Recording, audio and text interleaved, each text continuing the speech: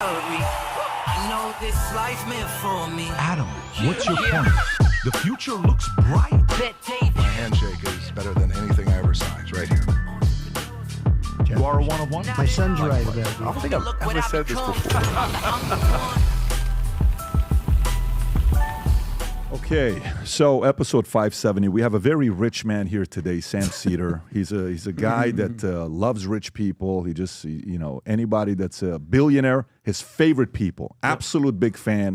And he's going to tell us why today. We've had him on before. I always respect anybody that is willing to come on, that may have opposing ideas, to sit down and have a conversation. Sam, it's great to have you back on here again. It's a pleasure to be here. I just want to say that some of my best friends are rich people. I believe you. Yeah. I believe that you have a lot of rich friends. Trust me, I believe you. Now, the question is, you want them to get taxed 90%, but we'll have that conversation as well. Gang, Well, a lot of stories. top marginal rate of 90%. Right. But you're rich too, Sam. Let's not, Oh, no, I am rich as you're well. Rich too. Yeah, I know. You're rich too. Okay.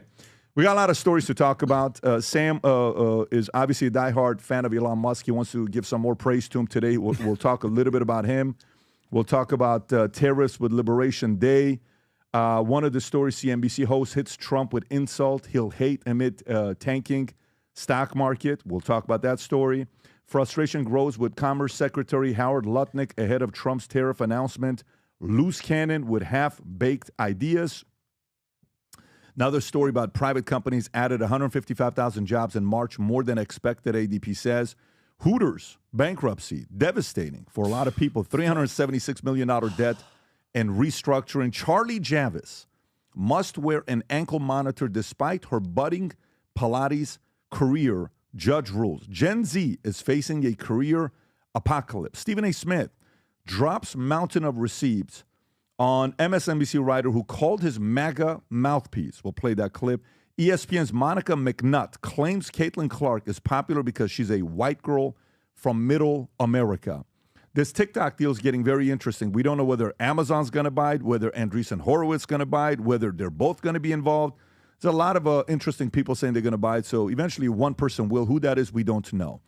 There's a couple stories here with Vanguard. Sam Seder gets real about Anna Kasparian, and Cenk Uygur spills the tea on the Young Turks. I think that may be an older story, but we'll cover it anyway since it's been a couple of years. Elon Musk to the 5 on Tesla attacks. We know who is behind it, and we are coming for them. Obama was working against Kamala Harris behind the scenes. Didn't think she could win, new book reveals. Nevada school schools ban trans athletes from girls' sports in major reversal from state. We'll cover that part. And then we got a couple other stories here. Democrats' approval rating remains low point. Unhinged Jasmine Crockett roasts herself by admitting she is a DEI hire. Which story is that? Sky News. Trump administration freezes funding to Maine for letting trans athletes in girls' sports. Massive layoffs hitting health agencies that track disease and regular food. Female fencer takes a knee, forfeits in protest of transgender opponents. Texas high school football star. This is a devastating story. Austin Metcalf stabbed in the heart, left to die in twin's brother arm at track meet. And the dad react. This is going to be a tough one to watch, folks, when we go through it. Yeah. We're talking about it right before the podcast. Elon Musk's 24 hours, a Wisconsin Supreme Court loss, Tesla's sales plunge, and reports he may soon leave role in Trump's White House. Yahoo News will cover that story. And then Nashville police, in final report, downplay Covenant shooters' transgender identity, hatred of Christianity. That's a Daily Wire story. And we got a few other things that we'll cover as well. Before we get into the podcast, guys, we want 1 million people to sport the Future Looks Bright gear. We are getting very close to it. We got something unique that came in. Just so you guys know, I only wear the Valuetainment wallet. This is all I have. I think Adam's the same as well. But we got these new wallets, okay, that are RFID protected wallets to have with different Future Looks Bright signs on it. Rob, if you can go through, we got the red one, we got the black one. If you can go to the neck, all the colors so they can see it, beige, blue, gray, brown, you name it. We have it here. Anybody that places an order with these RFID wallets, you're going to get a leather keychain added to it with the Valuetainment logo design on it. Again, you sport the brand, You follow what we do. If you believe like we do that the future looks bright, go sport the gear. These will not last a long time. Just like the leather backpack didn't on Tuesday, that thing went in no time. Go place your order. Carry your wallet with this RFID wallet protector. Future looks bright. Okay. All right. So let's get right into it. Sam, question for you. From the last time you were here, I think it was 2 years ago. Yeah. That it was, give or take, 2 years ago. At the time, it was probably a terrible season for Trump, I think we can say. Trump wasn't having a lot of victories. Trump was at a very low. Republicans were not convinced that he could go. Republicans were thinking it's probably going to be DeSantis or it's going to be somebody else. There was a bit of a split in the Republican Party and the MAGA. Like, I don't know. Even when he opened up his announcement that he's running at Mar-a-Lago, there was not a lot of people there. People saying, I don't even know, this person wasn't there, that person wasn't there, this person wasn't there. And then you get these CNN polls. Rob, if you can pull up the CNN video showing where the Democratic Party is at today, play this clip, and I want to ask you, Sam, what happened to the Democratic Party? Go for it. Holy Toledo. Voters' views of the Democrats in Congress among all voters disapprove, 68%.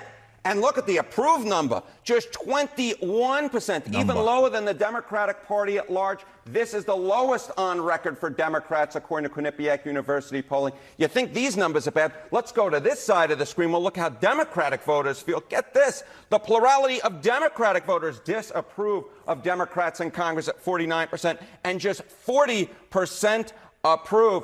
Horrible, horrible, horrible. Oh, my goodness gracious, you just can't get worse than these numbers. And this is the number right here really driving all of this. If Democrats have turned, if Democratic voters have turned on Democrats in Congress and the Democratic Party, that's what puts the numbers at historic lows. What is it they want to be seeing, these voters? What is going on? I'll tell you what's going on. They don't like what's coming out of some of those Senate Democrats like Chuck Schumer, because take a look at the direction of the party. Democratic voters on Democrats in Congress doing too little to oppose Donald Trump. Look at this, 77%.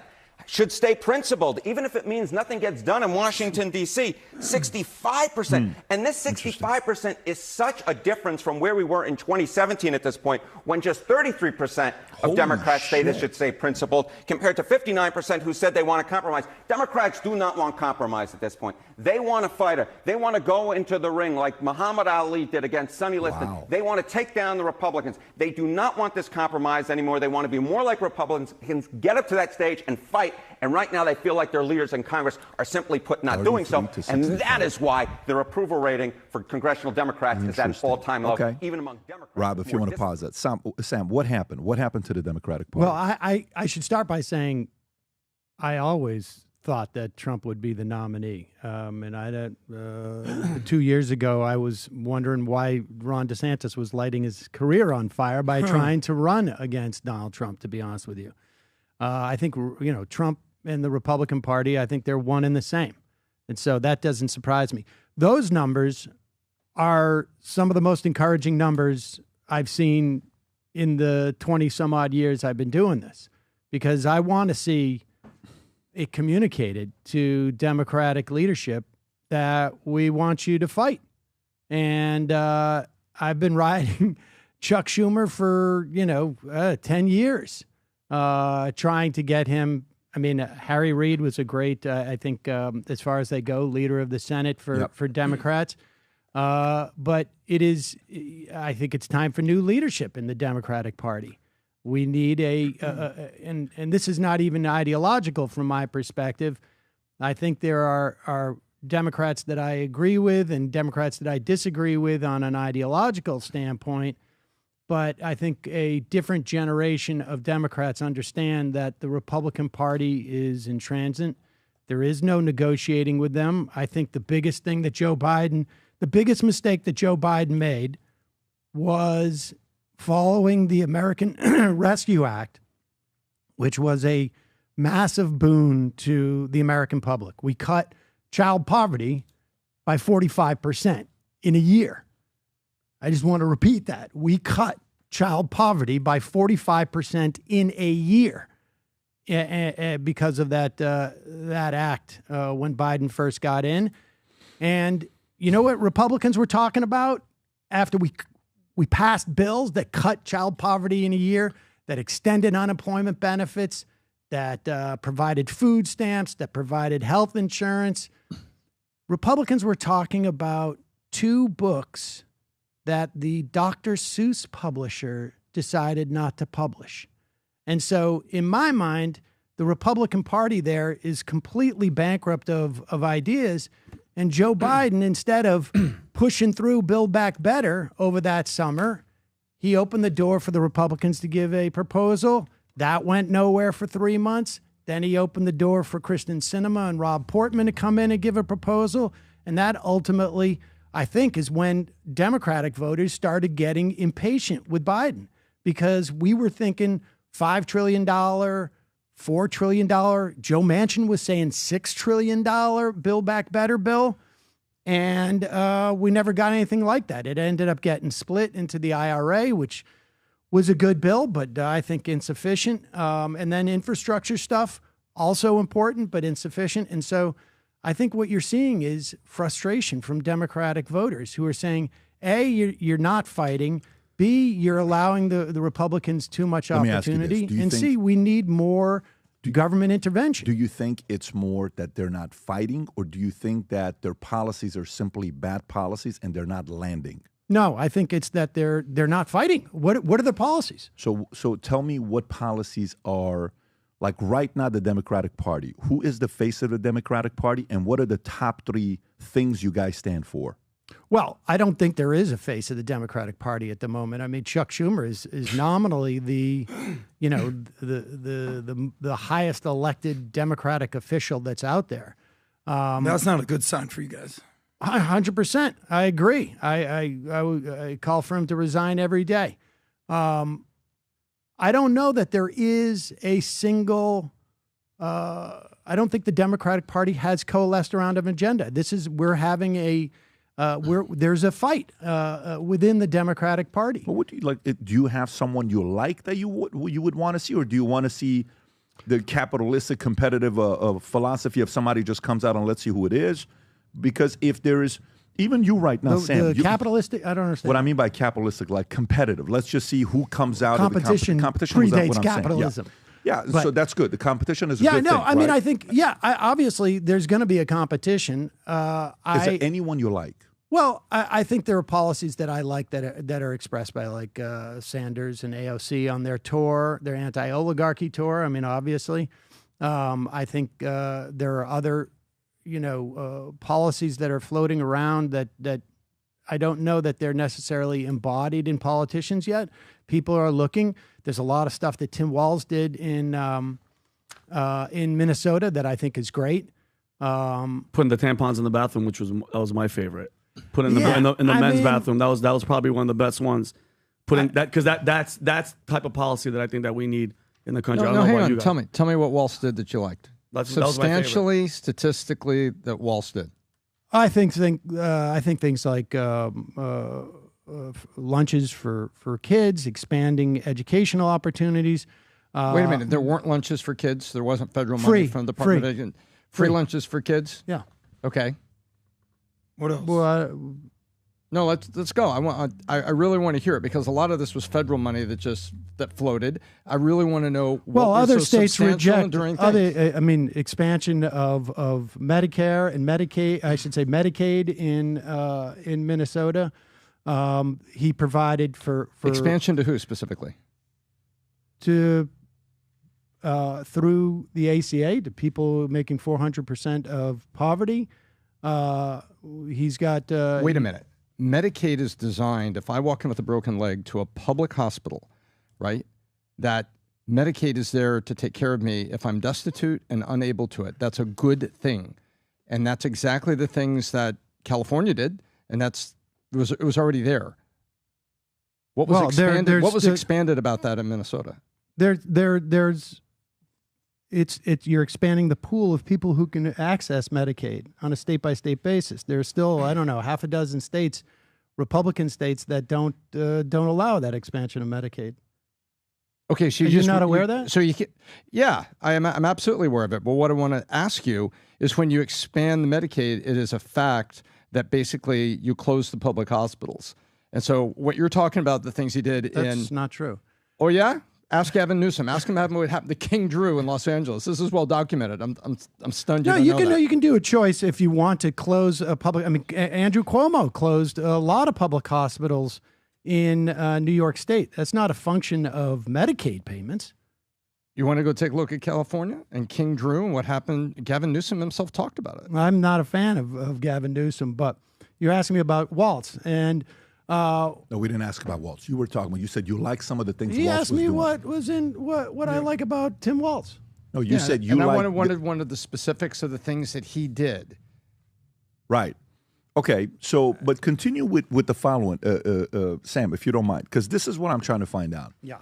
So, one, the Republican Party, like you said, I knew 2 years ago that Trump would be a DeSantis, all this other stuff. Right. We were on the same page. I thought it was going to be him. But a lot of Republicans were a little bit still staying safe and hesitant of whether they were going to go all in or not the first time you and I spoke.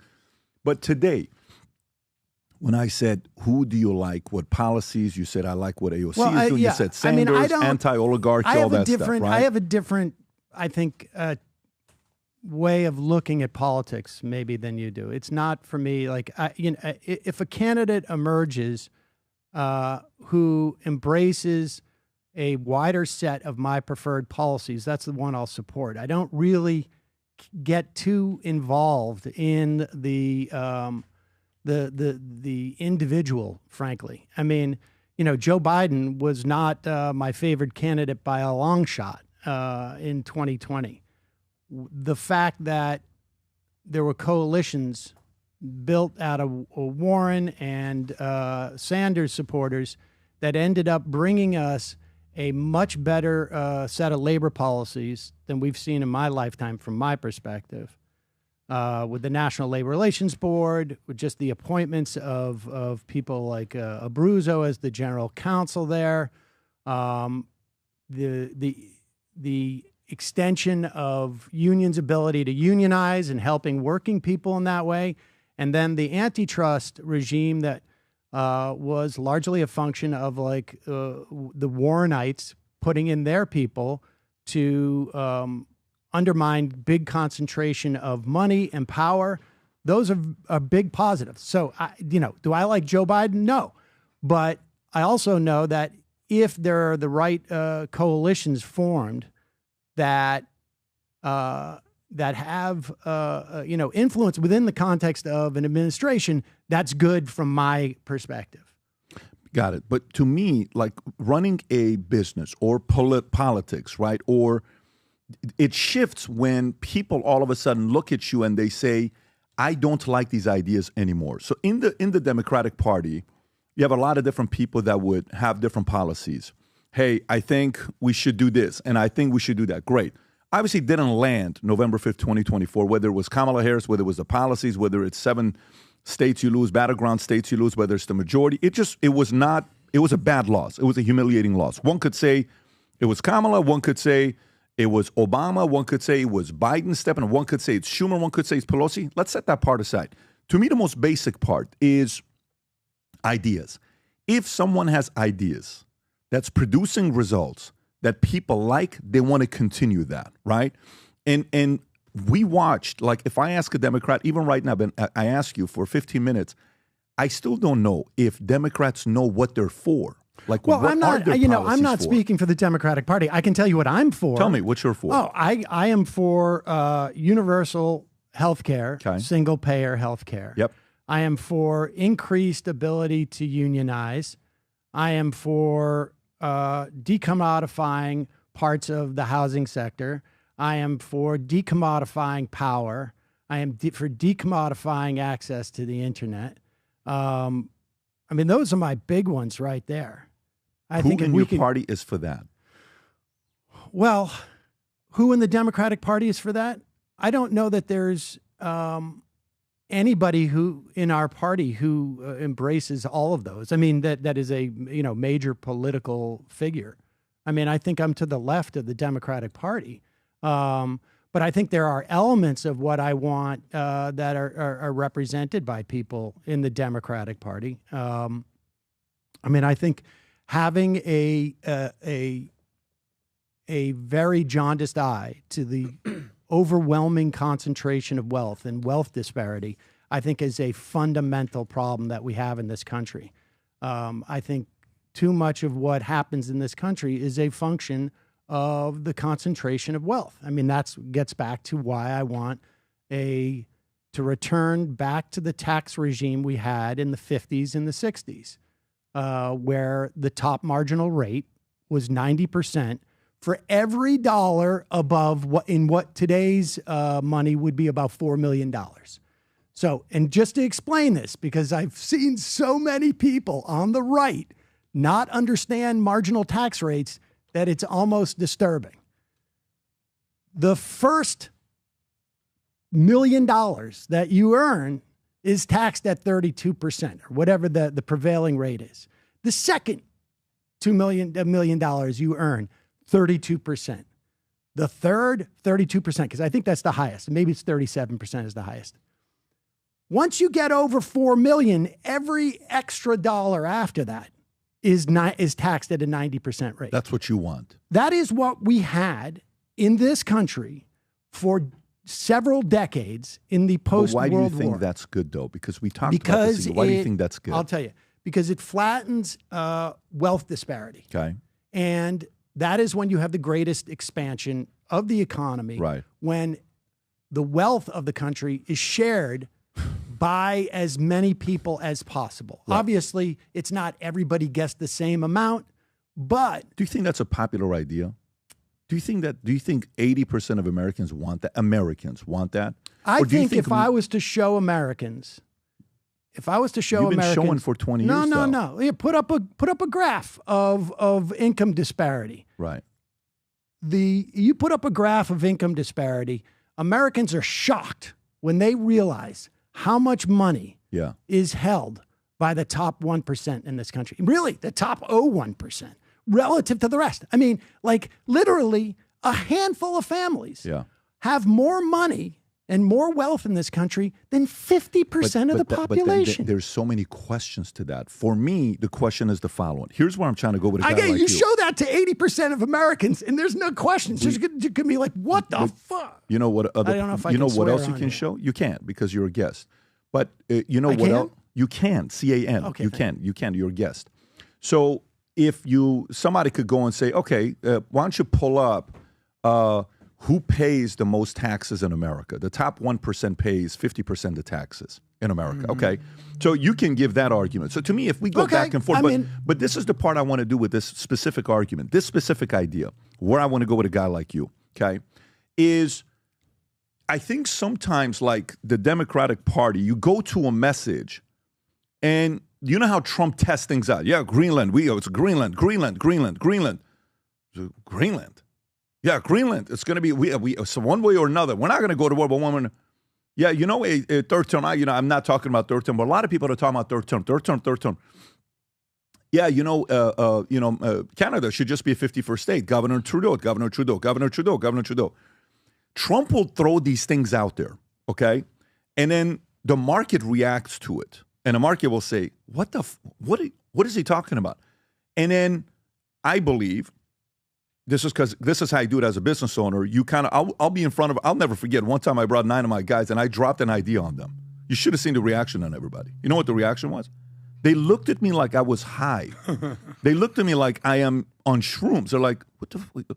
Pat, respectfully, these are terrible ideas. So you know what happens to a business owner? They're so used to coming up with bad ideas. What do? They move on with bad ideas. So to me, Trump gets up there and says, "What do you think about this?" And then he looks. He says, okay, what's the guy that I respect? Okay, this guy's pretty reasonable. What did he say? What did she say? Okay, let's move on. To the Democratic side, somebody like you. But let me just finish the point. I'll come to you. Trust me, I want to hear from you.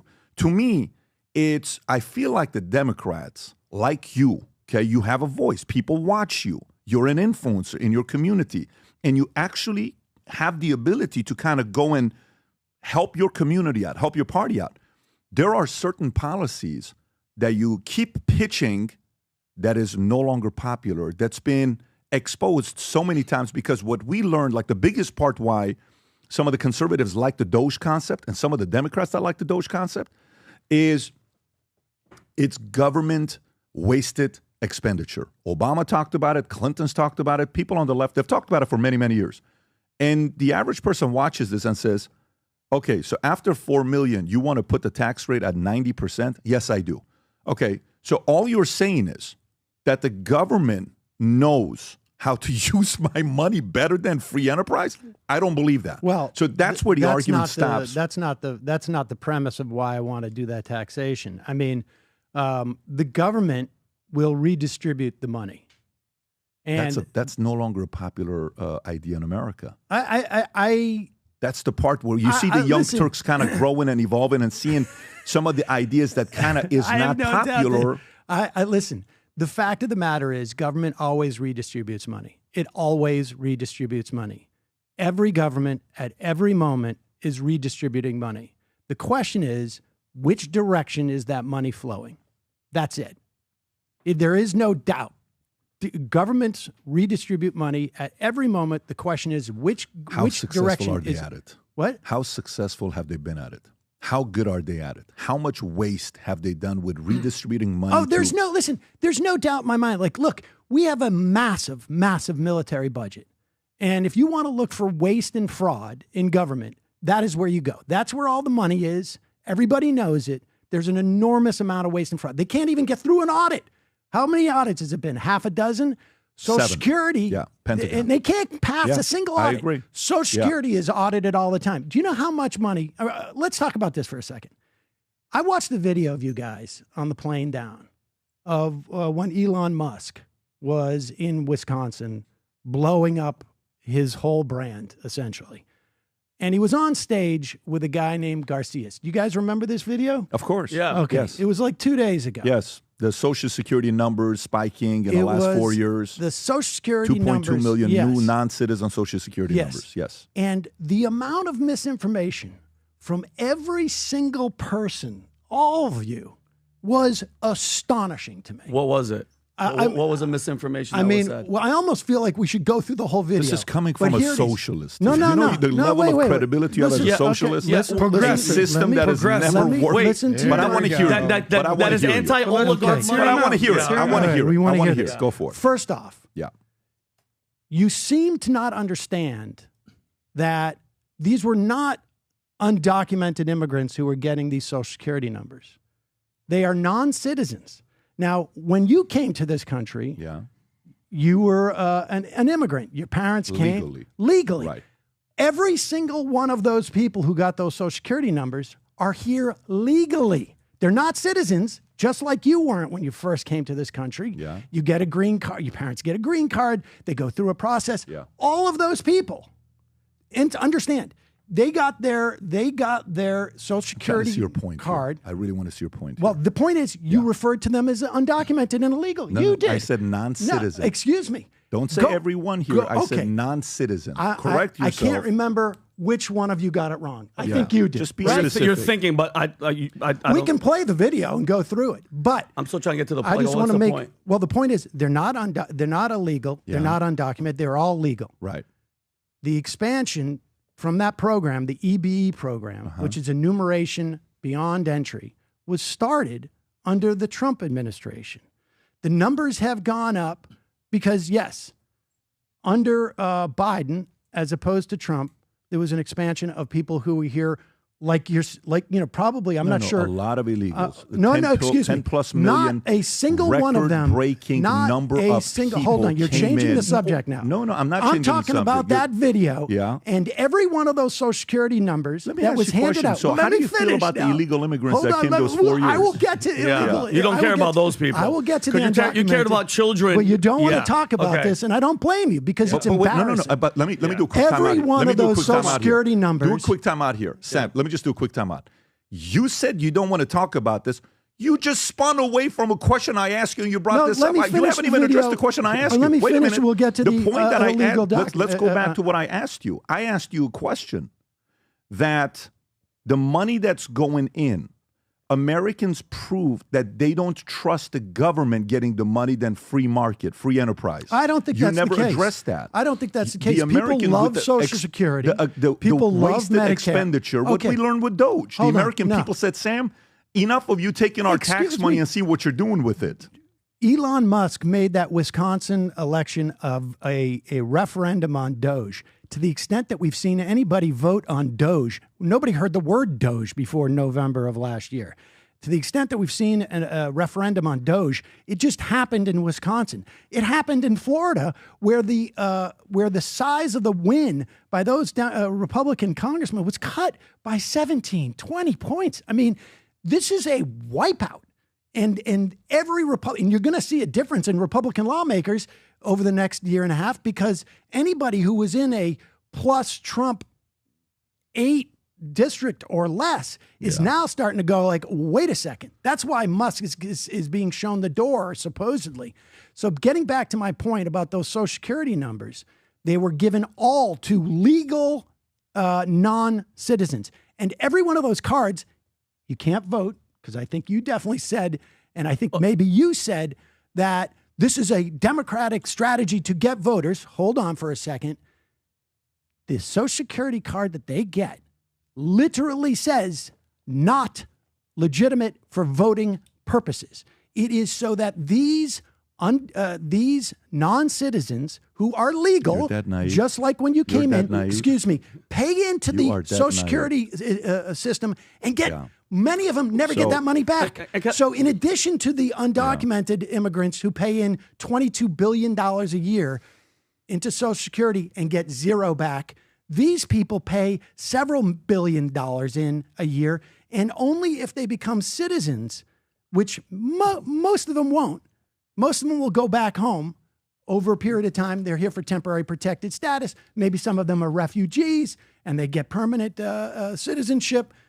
They won't get that money either. So every single thing of that video, this video here, was completely wrong that you guys did. It was fascinating to me because I feel like you, at the very least, I believe that you care about the information you're putting out. And this was all wrong. And so they're up there. So Sam, this is all a lie. These guys were up there just completely bullshitting with all the numbers. Where he's saying that people in the government are blowing the whistles. He didn't want to say their names. He was giving them praise. And for Sam, for you to say that you care about the kids and the labor and all that stuff. We've had an open border for 4 years, and all the illegals, way more than 10 million, have come into this country. California, is that where you live? No. Where do you live? I live in New York. Okay, great. Even better. California. So the amount of money that we spent on illegals with housing and all that shit, and Gavin Newsom passing a law that you don't even need an ID to vote. You're saying that we're coming up with where these people aren't coming in for the votes? That's the main goal of this whole thing. What was the open border for? Why was the border open for 4 years? Answer me that question. First of all, the border was not open. Give me are you kidding me? Look at the... What do you mean the border wasn't open? Hold on. Did you smoke before you came in here? That's ridiculous. By the way, Vinny, here's the part, though. You're full of it, bro. Here's the part. Get out of here. Sam, here's the part when I hear this, okay?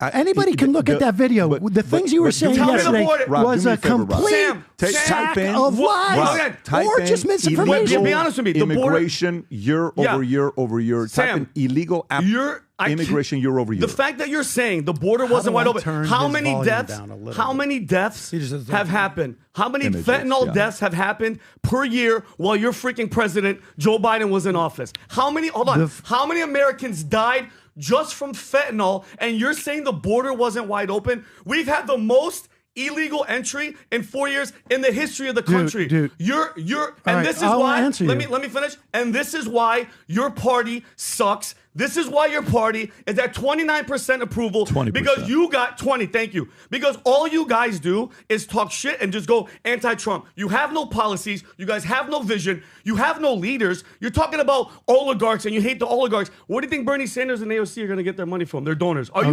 Don't lie to yourself. For you to look and by the way, you're talking about yesterday we lied. AOC and Bernie Sanders don't take money. Hold on, ready from for this? People. You're saying that we lied 2 days ago. You just lied, and you're going to look like a fool that the border wasn't wide open. Look at this chart. What does that chart say to you?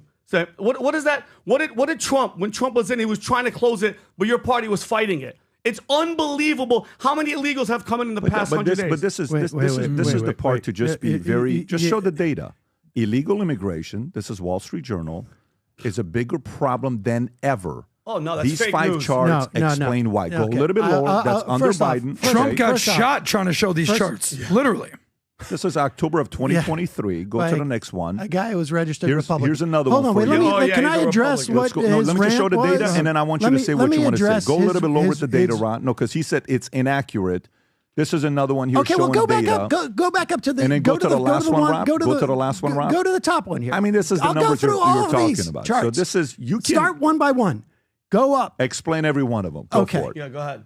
Yeah, you can see that this is what constitutes illegal immigration. These are, if it was an open border, you would not have these numbers. You would not have the numbers to know when Title 42 ends. Yeah. More people are coming to the border and they're being put into a system. Period. That's the best part about and that's the because definition. they were told to come. Sam, let me explain something. When your president says come to the country, he just going to yell all the time? No, I'm not yelling. You just give me facts. Can I turn down his microphone because you can't? Yeah, just see which one he is. I think he's seat 3 or which one is it, Rob? Seat 3. Seat 3. Seat 3. Go ahead, lower that right there. And then the mic. Right there. There you volume, go. Is that lower. good? Is that good? Seat oh, 2. Seat 2. There you go. Okay, go for it. All right. Go ahead. Good. Okay, go ahead. All right.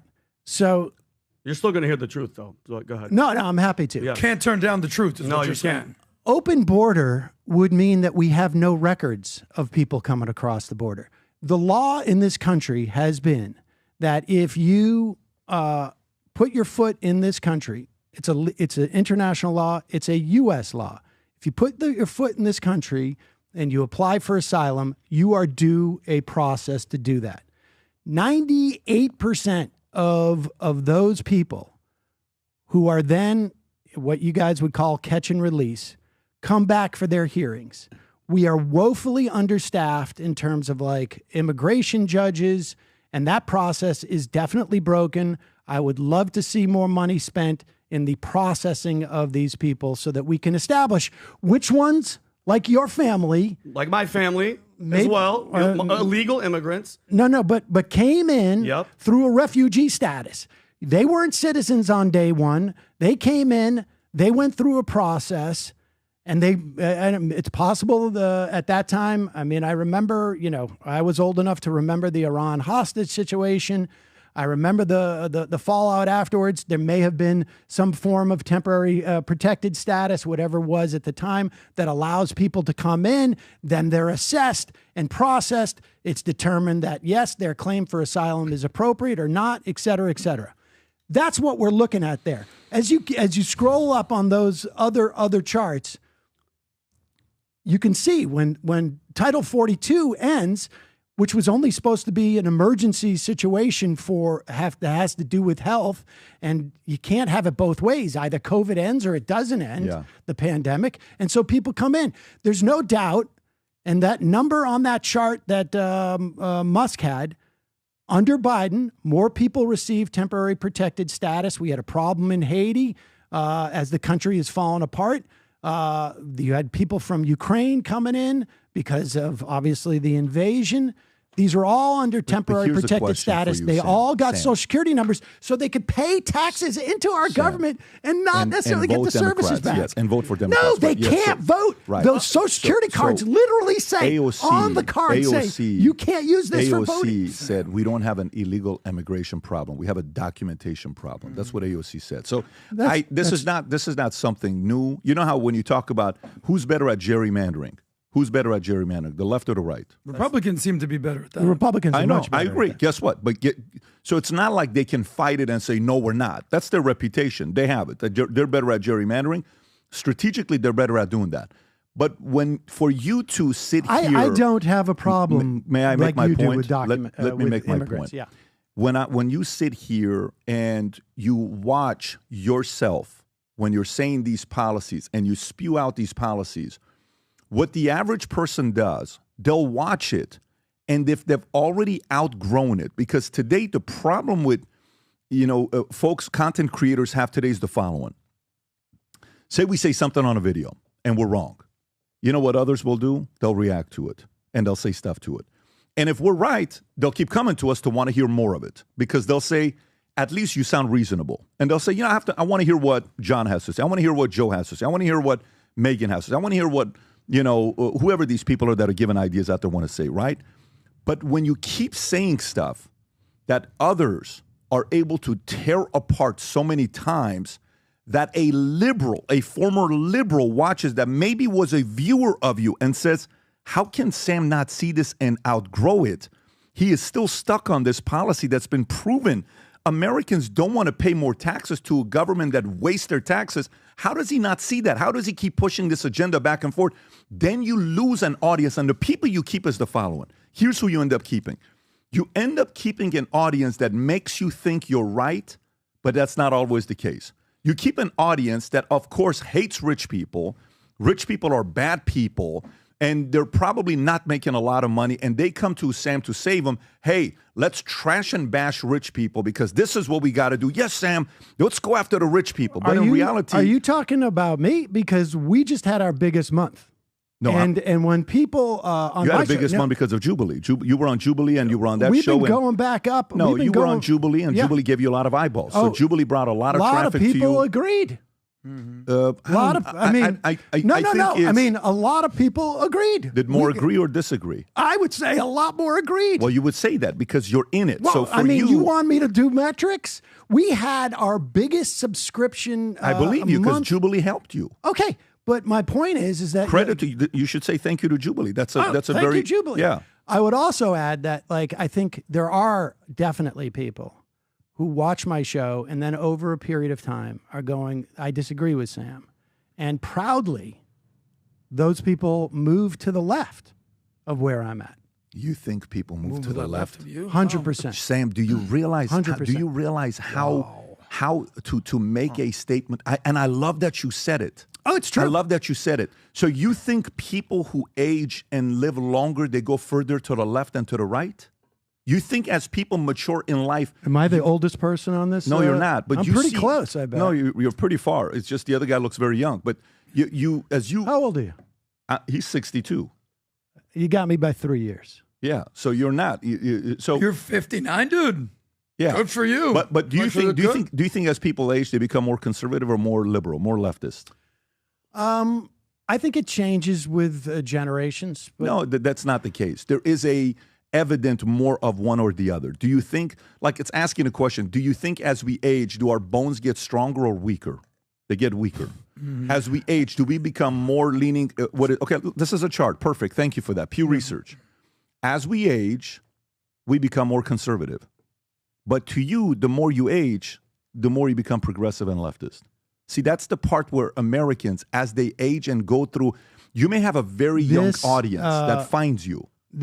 I think if you look at this chart, and first of all, you'll also notice that like the dynamic shifts, right? If what you were saying was true, 70 to 79 would be greater Republican favor than 60 to 69.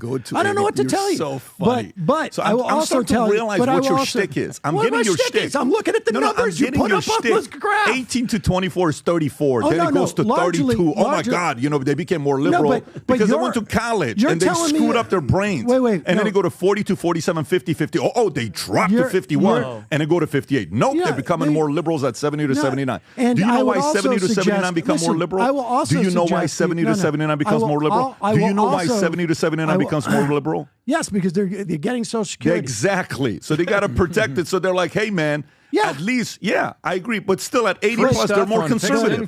But you know why 80 plus, they're more conservative? I will also suggest to you that it has to do with the years that you grow up in. It's the same thing I said to you last time. People 50 to 59 grew up in a Reagan era, in a Thatcher era. And as in the wake of that, you can see that people are more progressive, increasingly. Why did Charlie Kirk blow up so much the last 4 years? Specifically 18 months. Why did he blow up on TikTok out of all the places? Did you see? How do you blow up on TikTok? Do you know he was the most viewed Jubilee out of all of them? Did you see that? I think so. Can you see how many views Charlie Kirk got on Jubilee? But that's inconvenient. This is just absolute. Why do you think Charlie Kirk blew up though? I have theories. I want to hear it. How did he start?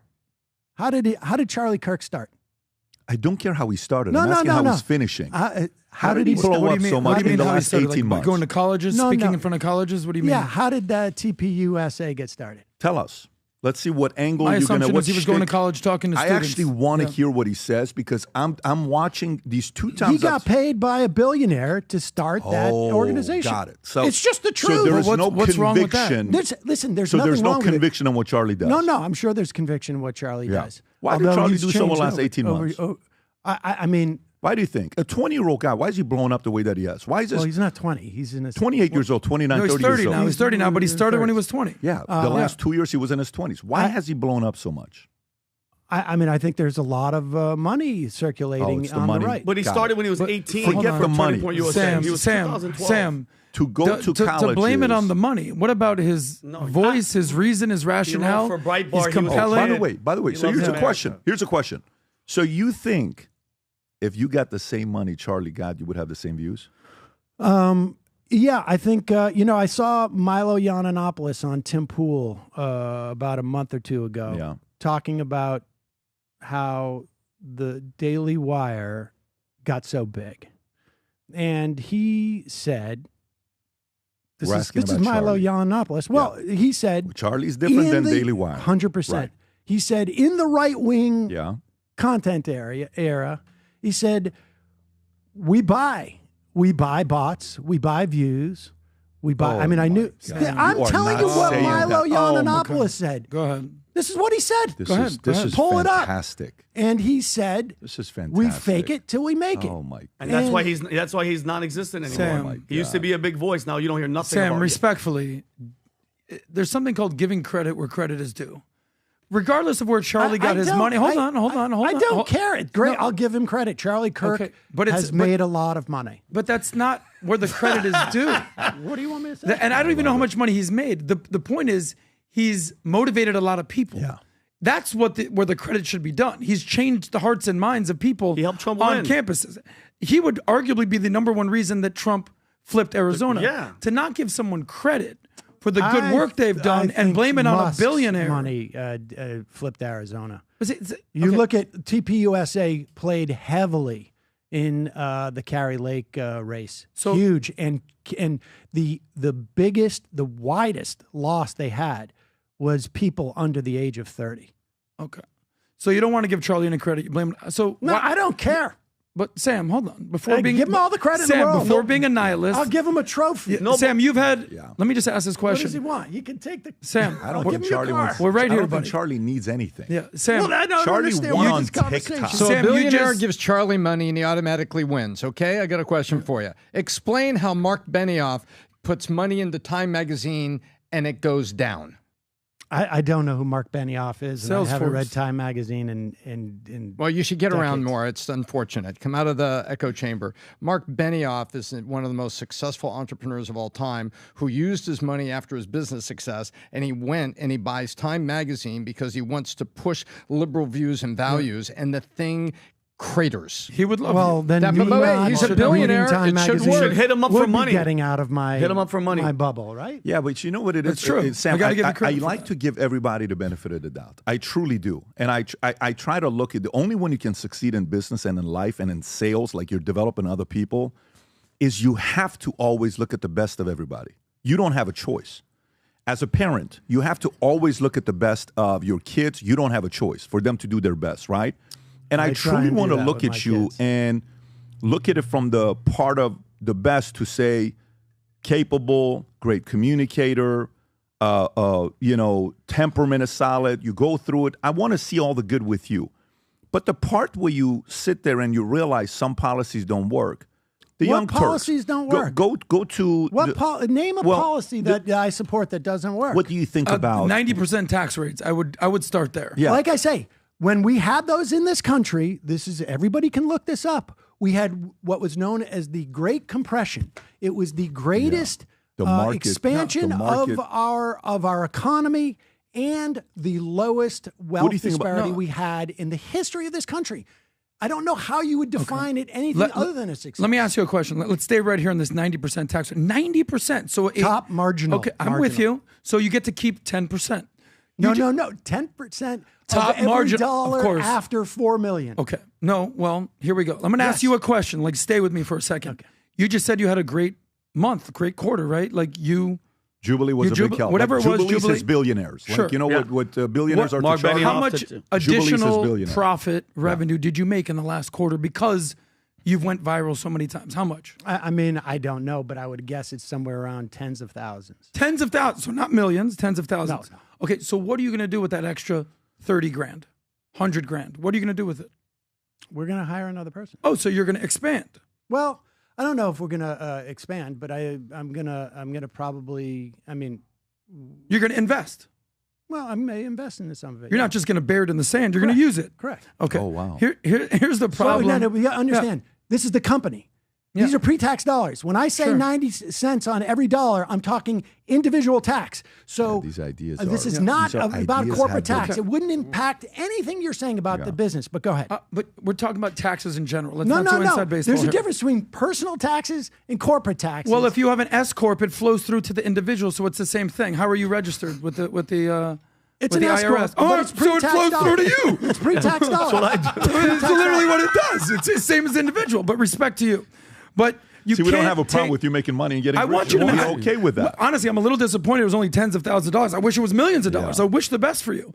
But here's the problem: why you can't tax your way to making everybody wealthy. No, So- no. I'm not taxing my way to making everybody wealthy. I am taxing understand the 90% tax rate Yes. on every dollar after 4 million is to deal with wealth disparity in this country, because I believe the more you concentrate wealth, the more you concentrate political power. Why 4 million? And I believe in democracy. Why 4 million? Just because that's what we had for 15, 20 years in this country. I mean, it was 470,000 in 1940. Why not do that like No. $300,000? I'm just because I'm a student of history and I really appreciate Ronald Reagan.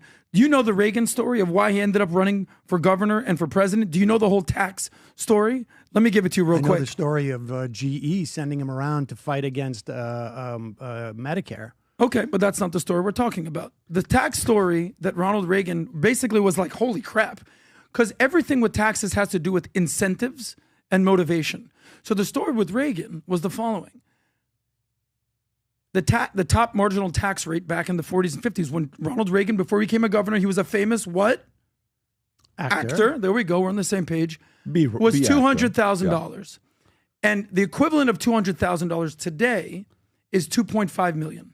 So at $200,000, the top marginal tax rate was your favorite number? 90%. 90%. We're going somewhere. So do you know his famous quote? I'll do 2 movies a year. I get paid $100,000 per movie. Tell me why I should go make a third movie. Because if you're going to tax me at 90%, and you know what? He shouldn't. If you've seen his exactly. movies, we didn't miss much. No, don't go there, guy. Don't go there, guy. I don't know what to tell Talk you. numbers. If you don't want to, don't make it. Stop it. The reason he wouldn't make the getting your movie shtick. I'm is because he would getting Sam's only shtick. keep 10%. He said famously, I can make freaking It's a Gone with the shtick. Wind. I wouldn't keep any of the money. It has to do with, you said shtick, carrots and sticks. If you don't incentivize people, if you don't incentivize entrepreneurs, why will they work harder? Okay. Why will they invest? So you all just right, had a well, great okay, incentive. okay, You killed okay. it. You made tens All right, of thousands of dollars. I'm going to take your metaphor. Do I'm gonna take something your with that metaphor. money. So what happens when Ronald Reagan gets to that threshold of the wealthiest of the wealthy in the country? Because that's what it takes, right? To be making $4 million a year, that But puts no. you. You're making up $4 million like a floozy. Okay, 2.5. It's $200,000. Yeah, let's use actual 2.5. math. That's what the correlation is. Yes. So if you're making $2.5 million a year, that places you in the top 1 or 2%, I would imagine, maybe even smaller. It's less. 0.5%. Yeah, top 1% is about $600,000, $500,000. So you're in the top 0.5% of the Just country. like you're in the top 1% of Right, a podcaster. right. You're doing great. Top 0.5%. What happens when Ronald Reagan decides, I'm only going to make 2 movies a year, is you get an opportunity to be that actor. And then somebody else gets the opportunity to make that money. So And shittier then- actors get more opportunities. It sounds like DEI. No, it's not. Believe me, I've been out in L.A. The best actors don't necessarily get every role. And so it gives an opportunity to spread the wealth. And that's it's about exactly what centralized subjective fairness on the altar of greed and jealousy. That's what it is. Because it's not fair that all of these people worked their ass off and did and achieved something. We have to stop them and go get someone else who maybe isn't working hard. Because it's so unfair. Are you telling me that there aren't something. enough hardworking actors who get No, stop changing it. That's your stick. That's your stick, dude. No, it's Sam, not. what you're saying, I'm asking you a question here because it's about greed and jealousy, isn't it? Let me tell you. So the greed that you attack is the greed that you have. You're sitting there. These people must have been greedy. They got all this money and everything, and you're envious and you're greedy for their money. So we're going to take it from them. It should be 90%. They'll keep making. Oh, but that's good because now we've stopped them from making good movies. I think it's pretty obvious to everybody how jealous I am of all of you. No, it's not everyone. Your point please go ahead. About incentives. That is why Ronald Reagan brought in Arthur Laffer. And you know the Laffer curve. Yes, of course. Explain it. Laffer curve says that the higher you go up on taxes, the least incentive there is for people to make money. Yeah. Or to try harder, or to earn more and work harder and stay late and be an entrepreneur and try to build something. Exactly. Go on. But the lower you have taxes, you can actually lower taxes and you'll get more revenue because these people are going to actually be more incentivized because they get to keep more. Arthur Laffer was the key advisor to Sam Brownback when he became governor of Kansas in 2012. You can look this up. People just have to Google Sam Brownback, Kansas, 2012. What happened with the great Kansas experiment? He did exactly what Arthur Laffer said. He slashed taxes for S corps, etc. Within, I think it was 2 or 3 years, the Republican legislature rose taxes because revenues had cratered so badly and they had so destroyed what was once the jewel of Kansas, their education system, their higher education system. They rose taxes. Okay. Well, there you go. I mean, there it is. Kansas provides compelling evidence of the failure of supply-side tax cuts, which is exactly what you're at. Do you know how many case examples I can show of cutting taxes helps states, helps companies, help people? Please show me one. How do you think this company that we're sitting? Hold on, show me a state. Sam, hold on. Google the state. You want to throw out some? How do you think this company right here? Let him say that and respond to it. Okay. So, for example, where are we at right now? What state? Florida. Okay. Can you tell me why, out of all the 50 states in America in 2024 that voted for president, why did 50 for 50 state become more Republican? Can you tell me why, out of 50 states that voted for president in 2024, can you tell me why the 2 states that lost the most people, the only 2 states in America that lost $1 trillion of money under management, that left their states to another state like Nevada, Texas, and Florida, can you tell me why those 2 states, imagine New York and California, during COVID, lost $1 trillion of wealth that left to other states? And even after all those people that left, the 2 states that became more Republican than they were before in 2020 were New York and Texas. Can you tell me why people come to Texas? Why do people go to Nevada? Why do people go to Florida? Why do you think it is? Is it because maybe they don't have state taxes? Why do you think Arthur Laffer's in Tennessee? Why do you think Musk is in Texas? Why do you think Rogan went to Texas? Why do you think California is losing so many jobs? I think it's because of high taxes? People who like to evade taxes, sure. It's evade taxes. So you see, but guys, let me, Sam, respectfully, I just figured out who you are. I'm telling you, I just figured out who you are. Deep down inside of you, you are driven by so much power, control, a deep-rooted feeling matching the qualities of a communist that wants to tell you what to do, and you think you know what's best for others, and if it isn't your way, everybody else is wrong. And by the way, an extremely unattractive quality, I'm literally but just very, advocating for higher taxes on super wealthy people. No, you're not, because what you just said, $2.5 million. What you just said, let me just make the point here. You just said people who left California and New York, your first response was they're evading as if they have to pay you. That's not how this works. They're evading taxes. These guys are tax evaders. They left. No, it's called, if a company offers better benefits. Are you on Rumble? I think we stream on Rumble. Where do you put your video clips the most? YouTube? YouTube. Why YouTube? That's just what the technology was when we started. Why don't you do it on Vimeo? We do run it through Vimeo. Why don't you do all your stuff through Vimeo? Why do you do it on YouTube? That's where the most people are. And that's where they pay the best. Well, that's I mean, that's Yeah, where of we course. have the most audience. But if we had a bigger you're audience evading. like You're Twitch- evading the revenue going to another company. You're such an evader Well, of we're on all the sponsorship platforms. money going to another company that keeps more money of it. You're such an evader. Shame Why on are you you. evading all this sponsorship money? You're such a sponsorship money evader. Sam Seder's a sponsorship money evader. Everybody, come on, man. I'm a sponsorship evader. Yeah. What is it? What did you call it? No, you called people I'm leaving a sponsor- California Tax tax evaders. There- See, that's the I part. think there's a lot of people who leave high tax states for low tax states. Is that evading or is that just common sense? You and just wanted called them tax Okay, evaders. I mean, if you want to, I think there's a lot of if they're people that do going that. for You tax think? reasons, then they're Sam, trying to. There's also a lot of pay people less that tax. go to lower cost What is the restaurants word- versus higher what cost word would you restaurants. rather me There's use? people that shop at H&M opportunity. versus shopping at Gucci. better opportunity. It's called saving tax money. situations. If I have to How be about under choose? if I have to be under someone's watch, like a dictatorship quality like you that thinks you know what's best for others. You think I'm and a dictator? Financial dictator. The way you Financial are, dictator. I'll give you where that. you feel, your first answer was a tax evader. That's how you view them. You don't view them as a asset to the state. You see them as criminals. You just called entrepreneurs that live in New York and California as criminals. Is tax evader a criminal? Rob, can you pull up what a tax evader is? Type in tax evader synonym. Tax evader synonym. What are some tax evader synonyms? Can you go to tax evader synonyms or Tax also tax dodger, dodger, tax fraud, illegal. tax avoidance? You're calling these people criminals. A person who tries to avoid paying Wow. taxes, often You're through illegal means. calling but somebody it's- who leaves. So me, I left. paying taxes So I left criminals. California because I'm sorry. I should have said tax avoiders. Right. Okay. So tax apologize. evaders. Right. Avoiders. Well, it's called. Are we better- good with tax avoiders? It's called better opportunities. Am I a better person if I it's say called tax Sam, better you're opportunities. also a tax avoider. Better opportunities. Because if you have an S corp, you have what is called as write-offs. Oh, that's such an And so you don't. evader. Have, so Do you like when write you anything do off? when you write, you do write-offs.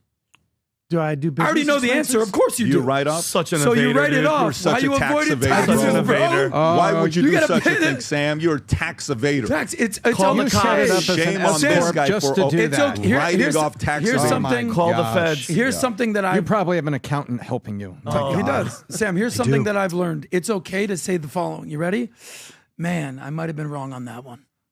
I Man, just gonna happen. I just Just, I mean, conceded. in anything. I should have said gonna happen. I'm tax just saying in avoider. anything because where growth happens is when you Tax be like, avoider. yeah, when you grow. I remember the most amount of money I ever made was in 2016. I was like, oh my god, This is like a I'm a millionaire therapy now. session. It's a tax therapy session.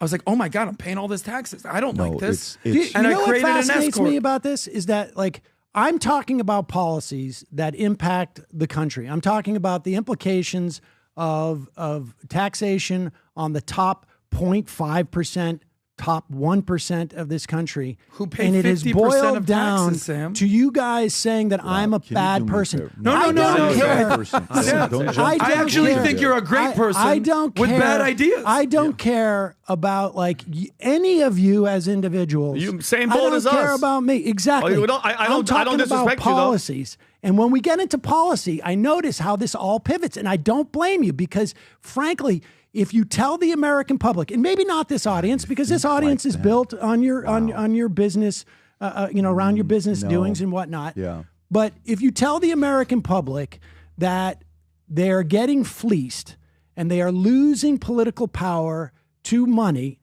they react like they did in Wisconsin.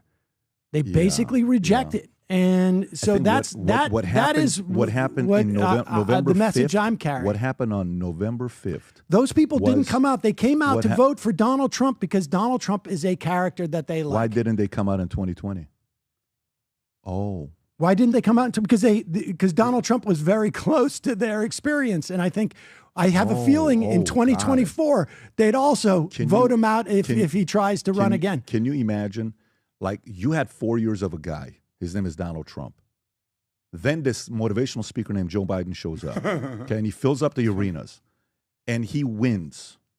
Every time he spoke, 300,000 people would show up to just hear this man give a speech, like one of those No, great that's the thing. orators. Biden was right? a But complete let me just make my point. placeholder for So not Donald Trump. This guy gets up there and he crushes Trump. And you guys are like, oh, he got so destroyed, crushes Trump. Look at the way Biden beat Trump. People don't want a person like Trump. And then America watched all the policies that you support. Biden comes president. He does what he does. 4 years later, his vice president, his VP, Kamala Harris, Google runs for antitrust office. and see how popular His it is. VP runs for office, okay? Runs for office, loses every battleground state, 89 county, 50 for 50 states become more Republican. And you're sitting here saying you guys think you got better policies? No, I think Kamala this Harris. is a policy conversation. Kamala Harris is. I mean, I think. Look, I think it was what Biden did in staying in was atrocious. He should have gotten out way earlier. Yeah. There's a story coming out now of like Ron Klain seeing him before the debate and realizing the guy was a mess. And I think Harris's campaign was also poorly run. I think that nobody could tell what her policies were. Mark Cuban's going out there saying we're going to get rid of. Right, I agree. Mark Cuban's coming out there saying like, oh, don't worry, she's not going to do any more of this antitrust stuff. On one hand, I don't want a billionaire coming out and speaking for my candidate. Did you vote for her? Or did you sit that one out? No, I voted for her. You voted for Kamala. Why? Just because Because we're not I Trump? vote- very rational. No, but hold on. I'll answer you. What did you? I want to hold on. I'm You shocked if voted. he This voted is what for drives me crazy unless about you- your side. You guys I voted. for the lesser of two evils. That is what policy were you going for? What do you think that she was going to do different? What can you possibly? I would rather have you sit that one out, Sam. Go ahead. I'll tell you. Go ahead. She was not going to cut Social Security functioning. She's not going to cut the USDA. She's not going to cut the FDA. She's not going to lose us $500 billion worth of return on investment with the IRS. She's not going to cut the Bureau of Labor Statistics. $500 billion She's not going to cut 300 investments. return Theft. on investment. Theft, Yeah, tax avoid. every Got dollar it. that you Yeah, give yeah. to the IRS Yeah. would get 6 or 7 back. She's not going to cut the museum Did you and just library. say that? Google it. Every dollar spent at the IRS gets 6 back in returns. Goodness. They're anticipating To who? the cuts from Doge. The cuts from Doge are going to cost our government $500 billion. According to who? Rob? Studies suggest. All right, According to I who? undersold it a little bit. According to who?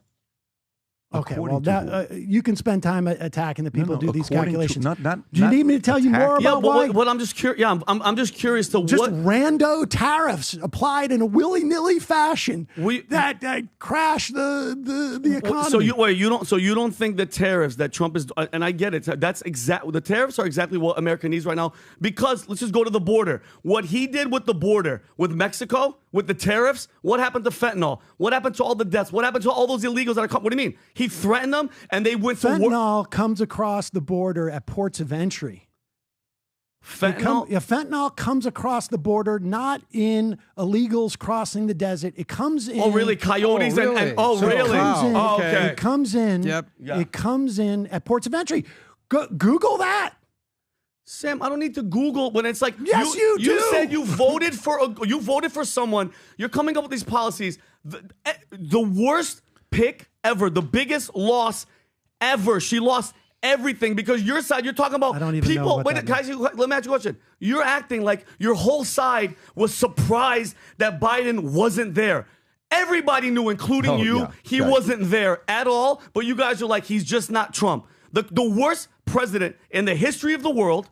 In this country 4 years because you guys were pretending that he was all there and we knew it. And who was making all the decisions? Who was making all the decisions? Who was signing all the shit? Who was signing off? How many times did you have to see Biden sitting there and they'd ask him a question and he'd go, oh, I can't because they told me I couldn't. He wasn't in charge. They who? Yeah, who was they? Come on, Sam. It's like the most devastating loss.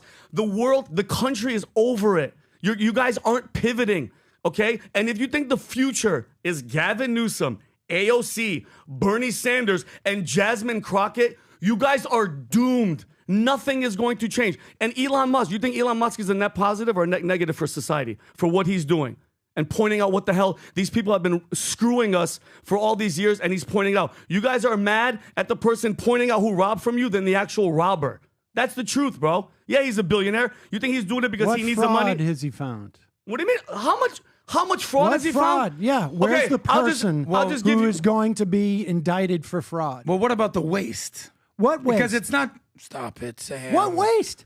They just cut Sam, what's the agency that provides $295 million to museums and libraries.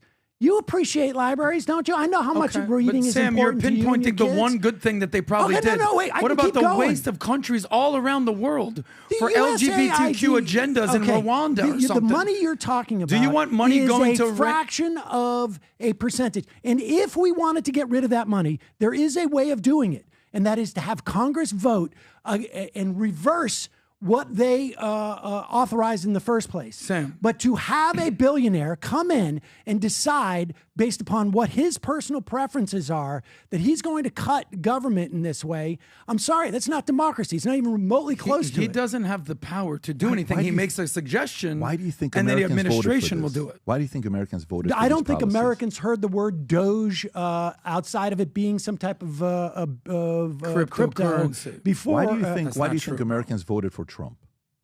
Well, I think because they want change. In what? What were they not happy with? I think inflation was a big part of it for them. What else do you think? I think for a 90% of his voters voted for Mitt Romney. I think there is the Republican Party wants to have tax cuts. How do we get inflation? How does inflation? Can we happen? stay in 2024? You said inflation. Tom, give me 1 second. How does inflation happen? Inflation can happen in a couple of different ways. Inflation can happen because you have too much monetary supply. Yeah. Inflation can happen in terms of both from a monetary supply level or a fiscal stimulus. Right. And inflation can also happen if you have a once-in-a-lifetime pandemic that completely screws up all of your logistics. And so you've got, shipping containers that usually cost $4,000 to ship, but now they cost $22,000 to get because they're in far-flung places because the pandemic. That was in 2021. That was in 2021. Well, it reverberates through the thing. We Right. saw inflation dropping through 2024. Sure. We saw. We saw rate cuts on the table because we saw inflation dropping. Do you think any of it was with again? So those are the main two issues. You don't think anything else. So you mainly think it was inflation, and your second point was. Well, I think in large part we have structural problems in this country, and that's why we keep getting change elections where we keep going back and forth. What was? And I would say those structural problems range from. I think a lot of them have to do with wealth inequality. Okay, so you think Democrats are better at helping wealth inequality or Republicans? I think Democrats are marginally better. Tell me due to what policy? Well, taxation helps. That's a big part. Strengthening labor. I think, during Biden, I have a lot of problems with Biden, but where 6% of the workers work from home. Yeah. So how about labor? I mean, strengthening labor strength in the marketplace helps with wealth inequality. I think antitrust goes a long way to wealth inequality because it literally is to break up the concentration of wealth. Here's the other question for you. So Trump's closed up the border, right? Where we are not getting numbers have dropped dramatically. Well, I mean, if you go back and look in the and I don't necessarily agree with Biden doing this, but if you go back and look at the numbers starting in the summer of 2024, maybe a little bit before. Stop it. I'm sorry. Look, just put it up there. When he started. But listen, I'm not in favor of him doing this, but he did do it. Wait, put up the graph of. So you mean an election year? An election year, he tried to slow down the border. Let me just get through this, and then guys, here's what I'd like to do. I'm not in favor of it. I'd like to get through some stories, but I just want to close the knot here and move on because we're not going to make any progress. See if you can get a graph of that. Rob, if you just want to show up graph on immigration from 2021, 22, 23, is that the chart you want to see? What do you want to see? Let's see the one over the past. You said he dropped illegal it immigrants dramatically in January, and I'm suggesting to you if you look at the past 12 months. No, it's Rob, do me a favor, find the chart on immediately when Trump comes in, what happens to illegal immigration in America. While you're doing that, here's a question for you. 10 million illegal immigrants came through the border in 4 years under Biden. Way more. You're saying it's more. What's the number of undocumented immigrants you think we have in this country right now?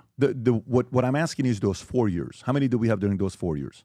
That came through that we have, according to credible sources. What's the number you hear?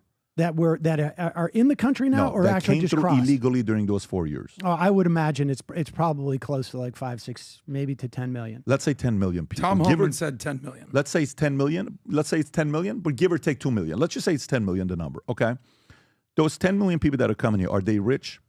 No, the vast majority of them, I would say, are not. poor, right? Okay, that they're coming here. Who does that benefit? They're going to need jobs, right? And what are they willing to work for? Oh, I think they're going to get exploited without a doubt if that's where you're going with this. Oh, so let me get this straight. So who do they benefit? Do they benefit larger corporations that get cheap labor? They benefit, yeah. So let me get meat this straight. Processing plants. Oh my and God! Whatnot. Oh, that's why I want Sam. them to have documents. Sam. Right? Let them come to the border.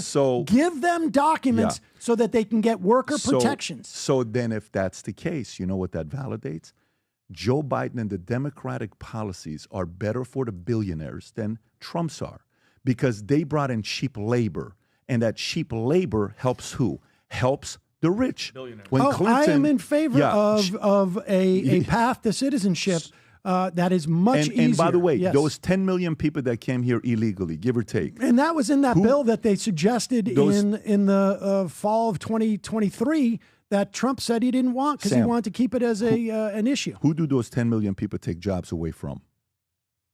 Who do they take jobs away from? I don't know that they take jobs away from that many. Really? No. Really? We are at, in 20 years ago, we were told that the lowest unemployment that it was possible to have with a functioning economy was what?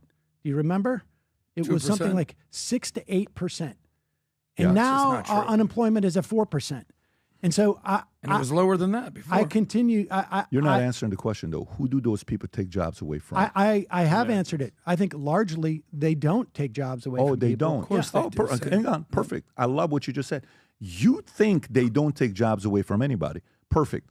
So if we go and we look at when China started trading, let me make the point. When China came through and was able to bring labor to us, 1971. It was called a ping pong agreement that they had where, we can send labor there. And labor at the time was 8 cents to 20 cents an hour, where for us minimum wage was $1.60. Then in 2001, when the Clinton policies helped China join the World Trade Organization, and at the time, minimum wage in China was 20 cents to 50 cents, depending on different regions, and for us was $5.15. We lost 6 million manufacturing jobs, give or take the next 7 years. Michigan, you got Indiana, you got all these other places. Where did those jobs go to? Who did they replace? Who lost those jobs? What happened to Detroit? All that manufacturing went to China. That's right. So what do you think these 10 million people that come here, who are they going to take jobs away from? Americans who are here legally. Those jobs are going to go to somebody that's cheap labor. That was the movement of capital. Capital decided that it was cheaper for them to move to I'm specifically talking about the last 4 years. So when you're saying labor is not going to be taken from people in America, that's the credibility you lose. That's where people in 2000... Rob, can you play the clip with Stephen A. Smith, who has been a staunch supporter of the Democratic Party for decades, and now Stephen A. Smith is being called as a member of MAGA.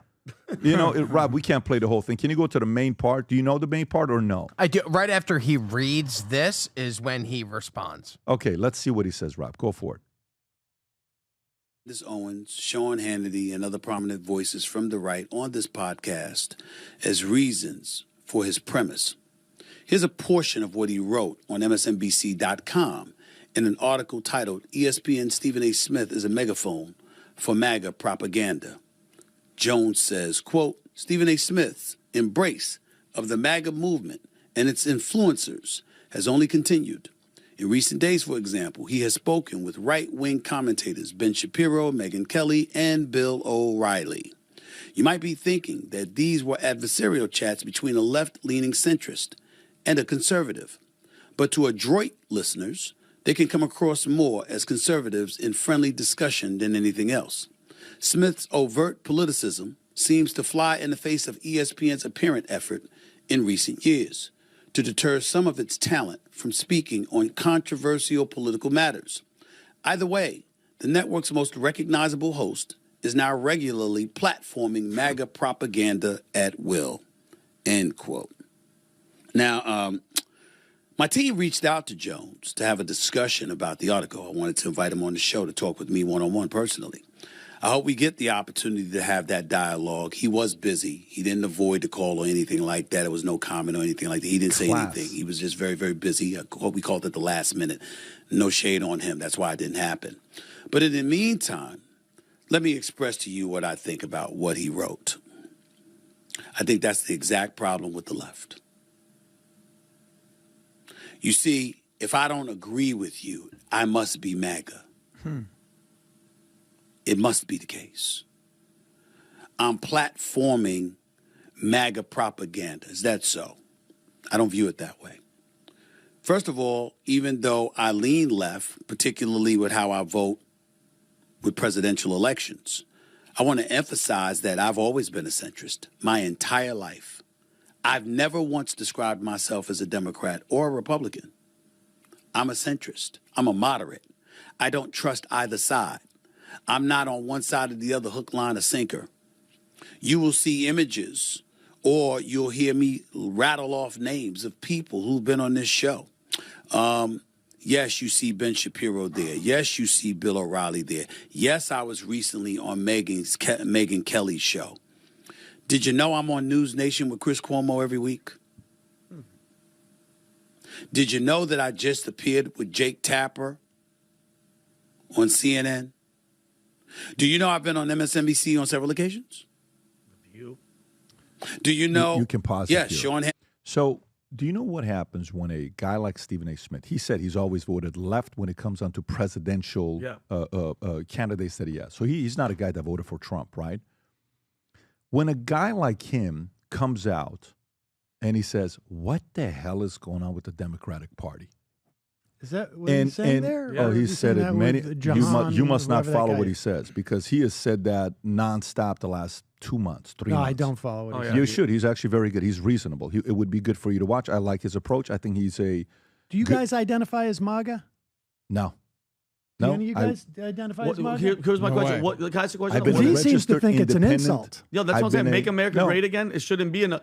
If you want to make America great again, I'm all in. Call me MAGA all freaking day. I'm MAGA. I'm MAGA. I just want to make America great. He seems to take it as an insult. No, I am America first. I'm America first.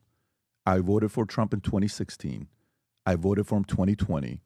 In 2022, when people were leaving to the DeSantis camp, I stayed on the Trump camp. Yep. I've never been off that camp. He's the right guy for America, and I've been a registered independent now for about 17 years. What do you think about these tariffs?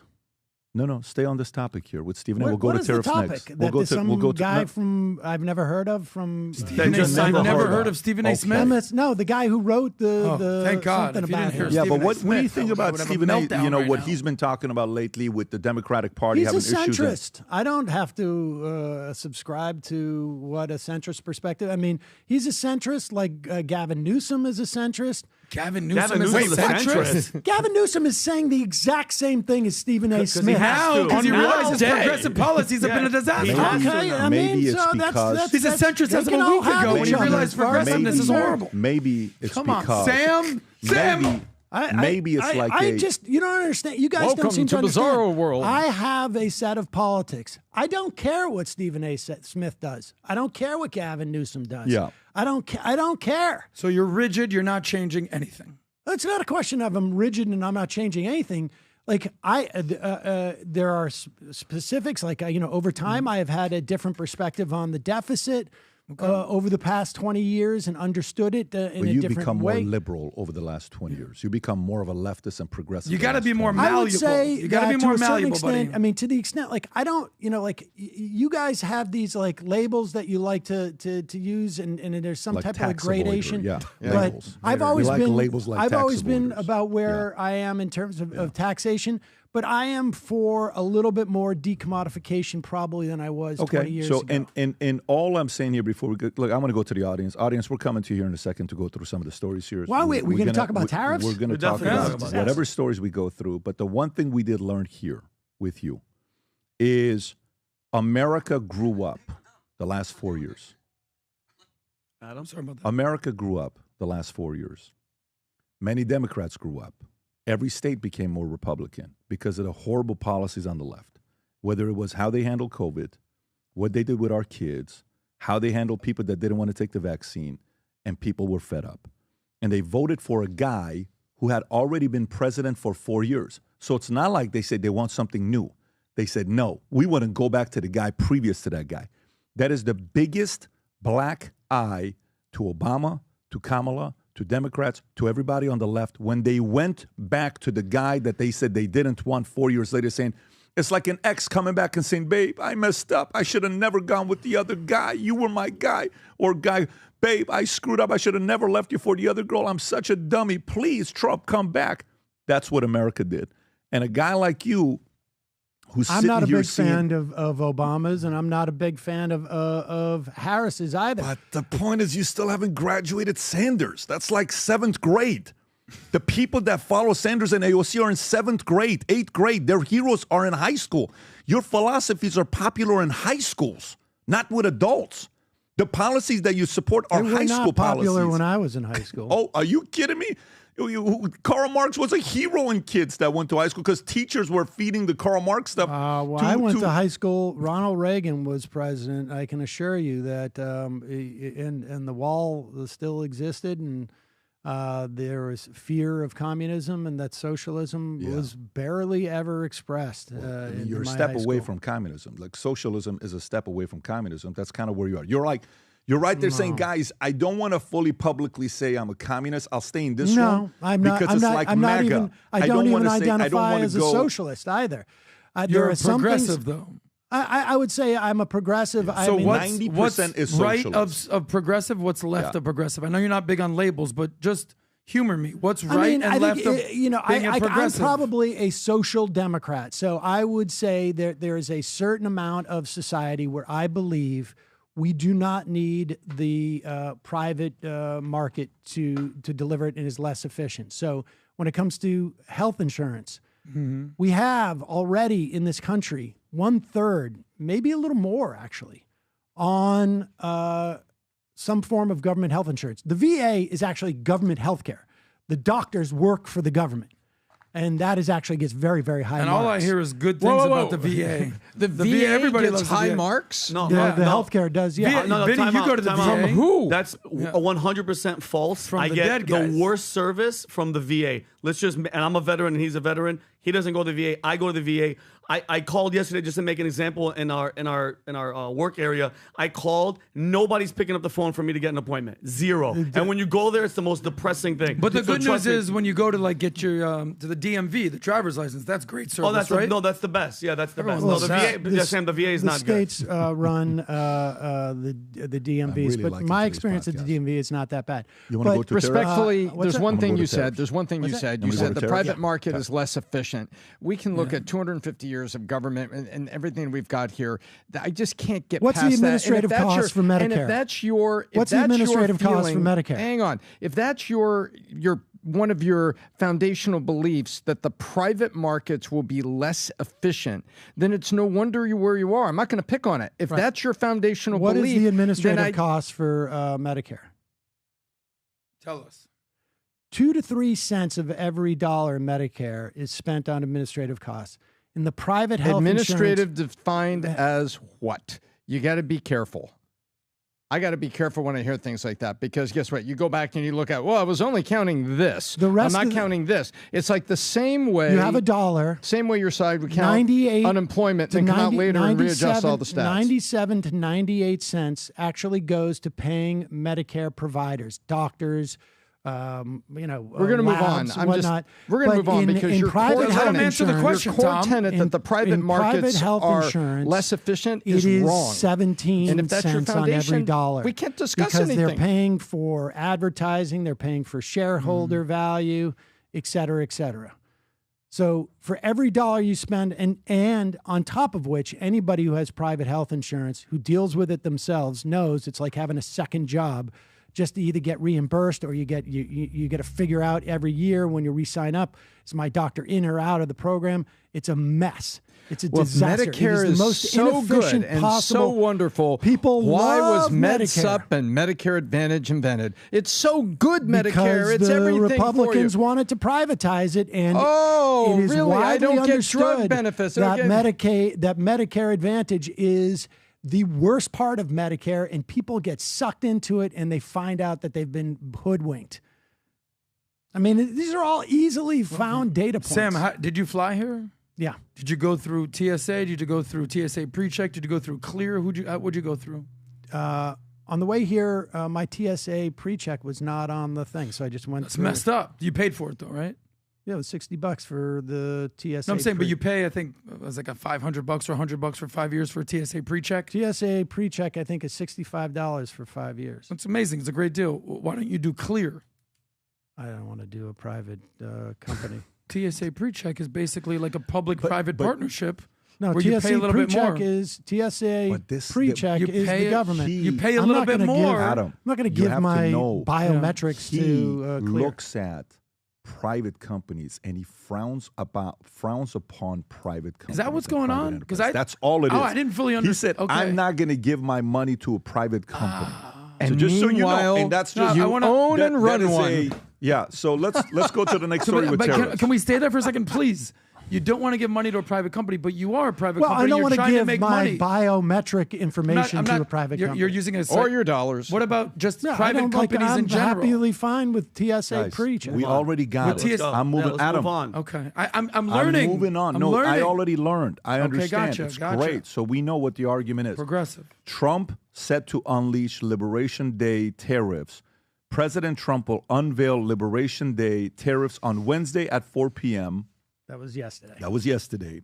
In a White House's Rose Garden, promising to stop America being ripped off and deliver a new golden age of U.S. industry. Though U.S. White House Press Secretary Karen Lehman said that he was still perfecting it to make sure it's a perfect deal with advisors less than 24 hours before. Trump, who on Monday claimed he'd be very kind, has kept details vague with reports suggesting options from reciprocal tariffs to a 20% blanket rate or preferential treatment for some nations. Rob, if you want to play this, is this yesterday, Rob, or is this? This is yesterday from the Rose Garden. This is okay, the fantastic. president. Go for it. My fellow Americans, this is Liberation Day. Waiting for a long time. You're all about to be liberated from your money. 2025 will forever be remembered as the day American industry was reborn, the day America's destiny was reclaimed, and the day that we began to make America wealthy again. Going to make it wealthy, good and wealthy. I also have another clip. This is the president discussing how the tariffs will help eliminate income tax. Possibly. From 1789 to 1913, we were a tariff-backed nation, and the United States was proportionately the wealthiest it has ever been. So wealthy, in fact, that in the 1880s, they established a commission to decide what they were going to do with the vast sums of money they were collecting. We were collecting so much money so fast, we didn't know what to do with it. Isn't that a nice problem to have? What do you think, Marco? Good problem? Marco would love that problem. But we don't have that problem anymore, but we're not going to have it very much longer, I will tell you. But they collected so much money. Favorite word. They actually formed a commission to determine what they were going to do with the money, who they were going to give it to, and how much. Then in 1913, for reasons unknown to mankind, they established the income tax so that citizens, rather than foreign countries, would start paying the money necessary to run our government. Then in 1929, it all came to a very abrupt end with the Great Depression, and it would have never happened if they had stayed with the tariff policy. It would have been a much different story. They tried to bring back tariffs to save our country, but it was gone. It was gone. It was too late. Nothing could have been done. It took years and years to get out of that depression, far longer than even FDR had that office right over there for a long period of time. The ramp system, that's rather intricate, was built because of him, and every time you walk up, you think of him, and he did a great job in many ways, but it lasted long beyond his terms, as you know. But it's not too late any longer, and we're going to start being smart, and we're going to start being very wealthy again. We're going to be wealthy as a country because they've taken so much of our wealth away from us. We're not going to let that happen. We truly can be very wealthy. We can be so much wealthier than any country. It's not even believable, Right. but we're getting smart. Okay, Tom, your thoughts on this, and I'm going to come to you. So markets love continuity, even if continuity is rooted in, trade inequality and things have been going on for decades. Yep. And to get through the shift, to get through the food poisoning, we can see markets react to sentiment, and markets don't know what to make of this. How many tariffs are going to stay for a day versus a week versus a month? You don't know. How many tariffs are going to shift? Israel actually backed down and said, okay, we're done. Yesterday, correct? Israel went, hang on, we're good. We're backing off. We're done here. Interesting. Canada moved a couple of them, not the rest of them. Canada's still figuring it out, but they're blinking. Canada is blinking. So now the question is going to be, how long does all this take? And the markets, the markets don't like it. The markets don't like the sentiment of uncertainty. And that's why you have Jim Cramer and other people, we're getting killed out here. You're getting killed because you like the status quo that you had a minute ago, because you knew how to play that game and you knew how those markets worked. And respectfully, they're there to trade and make money in an increasing market. What is easier? It's easier to stay yesterday with what we've got, or there's a greater goal. And the greater goal is American jobs, and the jobs report was better than people thought.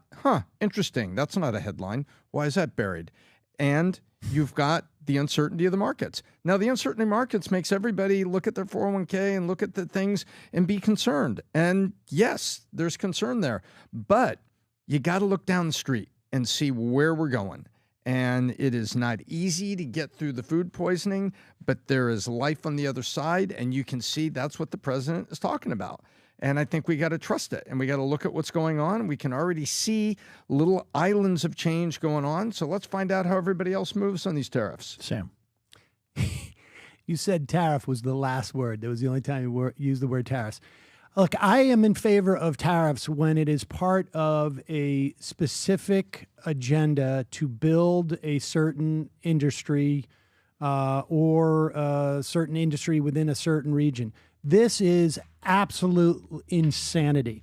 First off, they're going to use this as potential revenue.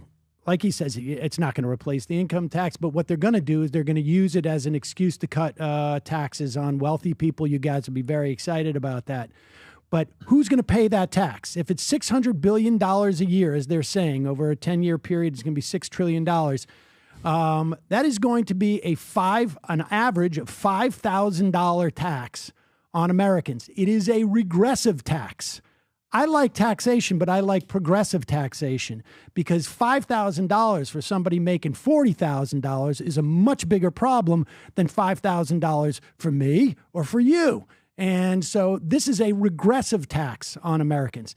Now, if it's to work to build up industry, and I don't know how we're going to have a banana industry in this country, or how we're going to have a lumber industry to rival Canada's, because we just don't have the wood, and so on. I mean, people get the idea. There's certain industries you can actually say, this is one we're going to build up.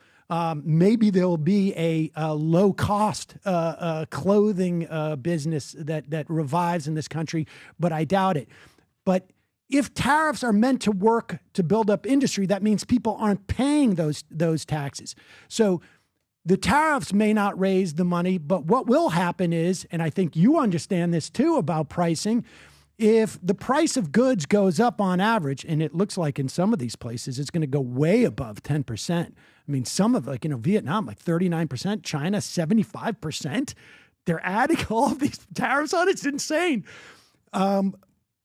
Then U.S. companies, to the extent that there are ones that are making these same goods, they have between 0 and 75% to raise their prices. And they will, because, the price of this, there's a certain elasticity, and they can justify raising their prices 5% if their nearest competitor is, 25% raise in price.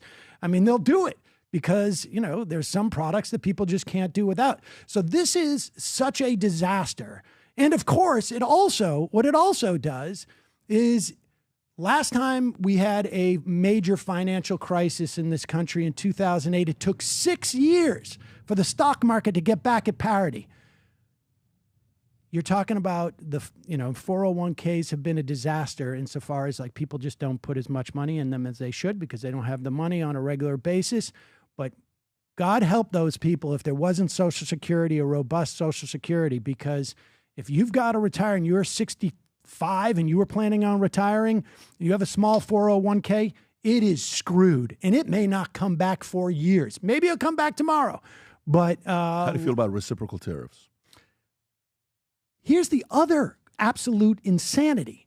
Those tariffs that he claimed on that chart are not tariffs. Every economist out there has been saying, where did he get these numbers? And they're starting to figure out that they did some weird. There's countries on there that don't even have people in them. It's bizarre. They took like the CIA fact book and just made a list of countries. I mean, it's completely for show. Which countries? There's Google it. There's like 1 or 2 places where there's no people. Every single one of those countries. No. They released a big release. He'll find it. And these are not actual tariffs that are being applied to us. Every single one of these countries. There is India. Are we sure there's people there? China, the EU, Vietnam, Taiwan, Japan, Do it India, on South Korea, Thailand, Switzerland, Indonesia, Malaysia, Cambodia. Which of those countries aren't there not people living? Put in the Trump just added a tariff on a country with no people. All right, but so he added one country that maybe it's just an indication of how slapdash this is. No, dude, but these are not tariffs. These are not on one those random little... those reciprocal tariffs. They're not. Those aren't tariffs. He is combined. He is basically what they've tried to figure out is like where'd they get these numbers from, and they have taken the trade deficit and divided it by what we send there, and that's the way that they've assumed that that's a tariff. It's basically they're just saying we have these trade deficits, and of course we have trade deficits with certain places because there's some products that we're just never going to make. And there's some places that don't have the buying power that we have. I mean, so this is just bizarre. And even like former Trump trade people were just like, well, maybe it's just an opening salvo for a negotiation. And maybe it is. I mean, I'm just fortunate that I'm not planning on retiring soon and my 401k isn't decimated. But this is going to cause inflation. And these prices are not going to come down. I mean, Trump is trying to tell U.S. automakers, don't raise your prices. And if he wants to impose price controls, he would not be the first Republican president to do this. Nixon was the first president and the only president, as far as I know, to do price controls, at least in the modern era. I'm not necessarily against price controls in certain situations, but this is like such an own goal. It's fascinating. Well, of course. Jimmy Carter's waging price controls were decades before Nixon. Whoops. Checking my notes. No. He was after. Right. It wasn't just Nixon. Well, Nixon started it. Right. And there was no other president since Nixon started it. I was just kind of correcting that. Okay. Back to your rant. I'm for price controls. You are for price controls. Well, I think we should have applied some in the wake of COVID. Yes, there was a lot of gouging going on. I think everybody knows that. Adam. I think it's. I mean, there's plenty of data that at least 40% of the inflation was a function of gouging in some form or another. Well, Sam, number one, respect for you for being here. I don't think, like, genuinely, whether you're a progressive or democratic socialist or skew socialist, you're talking to a bunch of capitalists and an angry patriot. That's cool. Like, we're not going to change your mind. You're probably not going to change our mind. But what we're solving for is the truth. The reality is these reciprocal tariffs, what Pat asked you about. Are you familiar with the golden rule? Do unto others as you want to do unto them. Is that bingo? Do you abide by the golden rule? I mean, in my personal relationships, yes. There you go.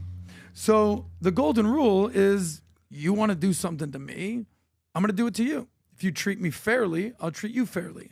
If you're good with me, I'll be good with you. But what if you want to, constitutes fair? Hold on, guy.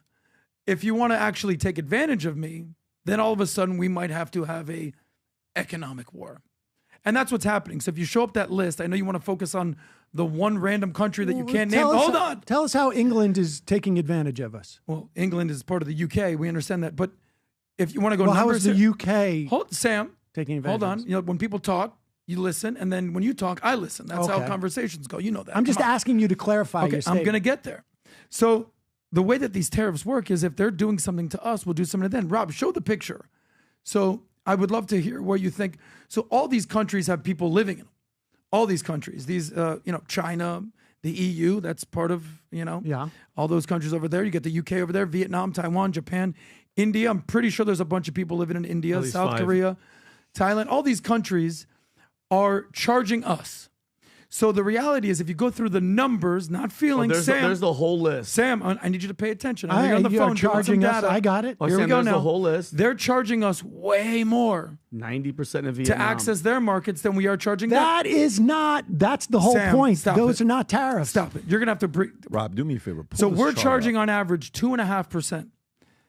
The EU is charging on average 20%. Japan is 24%. China 34%. Taiwan 32%. Vietnam 46%. These is what the numbers are. Now, if you have different numbers, I'd love to see them. But the reality is, some of these countries are our friends, and some of these countries are our foes. And as Trump says, if you want to listen to what Trump says, in many cases, many of our friends are a lot worse. He cited Australia won't even let us sell U.S. beef. So all these situations are actual numbers. He talks about the golden rule. There's a similarity there. The golden age of America is what he's talking about, because this is a way to bring down our deficits, to reduce taxes. I would love to hear if you had a better idea. To bring down our deficits, these are trade deficits. Okay. So we have a trade deficit with Canada of $200 billion a year. They charge us, in many cases, 200 to 300% for dairy. Okay, Mexico is an example. No, they do not. No, you're absolutely 100% wrong on the dairy. No. Your dairy thing is absolutely wrong. You think this is my dairy thing? Yes, this is not. What Trump said in his speech. Yes, Trump lied. There is not a single pint of milk like you lied of dairy about that goes. How many countries don't have people? Pretty sure India's got a couple of people. That dairy goes to Canada. We don't. If we sell a certain threshold, tariffs are applied, but we don't reach that threshold ever. There are not a dollar. Well, because it's too damn expensive to access the marketplace. No. Anyway, I'm talking about the sweeping tariffs. You're talking about being a milkman. What I want to understand is, why don't you don't think care about any of the facts at all? It's Sam, hilarious. Don't BS me. No, it's hilarious. I used to think Google like you. Google dairy Sam, tariffs to Canada. Fuck your dairy. You brought up dairy. But you want to go. I'm giving one example. You want to have. That's the only example you gave. Auto industries, they're charging us 25%. We're now doing a minimum tax 10% across the board. So minimum, but in other places, Vietnam, Let me ask a simple question, though. So, the whole thing Adam just said, it could have been simplified to we have around $1 trillion of trade deficits. Would you like to fix that? Part of the reason why we have those trade deficits is because A, we keep our dollar strong. B, because there are bigger customer bases in this country than in other countries. Our economy is based upon we're helping consumption. other countries' economy improve? Don't you think we have the leverage to ask more from them? I think tariffs work if there is a specific industry. Yeah. We saw this in the CHIPS Act, right? There were carrots and there were sticks in the CHIPS Act. We want to onshore chip production in this country, both for economic reasons, but also long-term national security reasons. For example, for me, and so what you do is you provide incentives and disincentives. Have you ever negotiated a deal with anybody? Well, I mean, yeah, I guess so. You do. And are you a decent negotiator? Are you a bad negotiator? Are you a horrible negotiator? Where would you put yourself as a negotiator? It depends on the context. Okay. Do you try to find a way to negotiate where both sides win, like a fair negotiation? Yes. Okay. So this is Newsweek. It's a newspaper and outlet that's on the left. But Rob, if you can go all the way to the top, okay, this is a Newsweek outlet. So full list of countries of reciprocal tariffs. This is from today, I believe, if I'm not mistaken. April Yesterday 3rd. was updated today. Okay. Yep. Go a little bit low, Rob, if you could. So let's just kind of go. Let's just start from the top and see what it says. So it talks about the Liberation Day. Great. Got it. Why it matters. Tariffs remain in place until U.S. narrows a 1.2 trade imbalance recorded last year. That means we're making others $1.2 trillion more than we're making. Okay, that's the imbalance. Okay, so this is Newsweek. The president said there was a It means baseline. that we are buying more stuff from other places than they're buying from us. Sure. Yeah. Because we have the biggest consumer engine in the world. Sure. So it would make sense. But okay, so if that's the argument, continue. Now then the next thing would be, hey, charge me the same thing I'm buying from you as you're buying from me. Let's keep that number the same number. Don't overcharge me for it. That is not a tough request that we're making. Go a little bit lower, Rob. Keep going. So the presidents are based on tariffs of 10% of all imports. Okay, great. According to chart, Trump held 34% on Chinese imports, 20% on goods, European goods, all that'll come up when we go a little bit lower. That's the picture he's talking about. Keep going lower, Rob. So it's ultimately going to be 54 plus another 10 on China. Until we become reciprocal. Yes, the U.S. had an overall trade deficit of $918 in 2024, with the largest gaps coming from China, 295, EU, 235, Mexico, 172, Vietnam, 123. That's the numbers that we have there. Then Cambodia topped at a chart of 49% tariffs, followed by Madagascar, 47%, Sri Lanka, 44%, Vietnam, 46%. If these were the two countries you said they don't have people there, I think they got people there. So if we go a little bit lower, keep going. Here's a full list from Newsweek. China, tariffs charged to the U.S., 67%. That's just not... Us to them, 34%. EU, 39. This is the list that the White House put out, and all economists are looking at this and going, what are they talking about? Can fact check Yeah, they're not going to put out false information. Newsweek can fact check this. If not, that's Newsweek. You don't believe in fake news. The President of the United States just held up the thing. You believe in real news. So Taiwan, 64-32. Japan, 46-24. India, 52-26. Who the hell negotiate? Look at, by the way, each one of them is almost 2x. 26 times 2 is 52. 25 times 2 is 50. 36 times 2 is 72. 31 times 2 is 62, but they did 61. 32 times 2 is 64. Malaysia, 24.47. Go a little bit lower, Rob. 49.97. 10.10 UK were the same. So South Africa, 30.60. Brazil, 10.10. Bangladesh, 37.74. 2x. If these numbers are true, Sam, let's say somebody on the left, okay, fact checks this, and this is someone that's a person you respect. If these numbers are accurate, what do you say then? I'm going to read from CNBC since you guys won't Google this.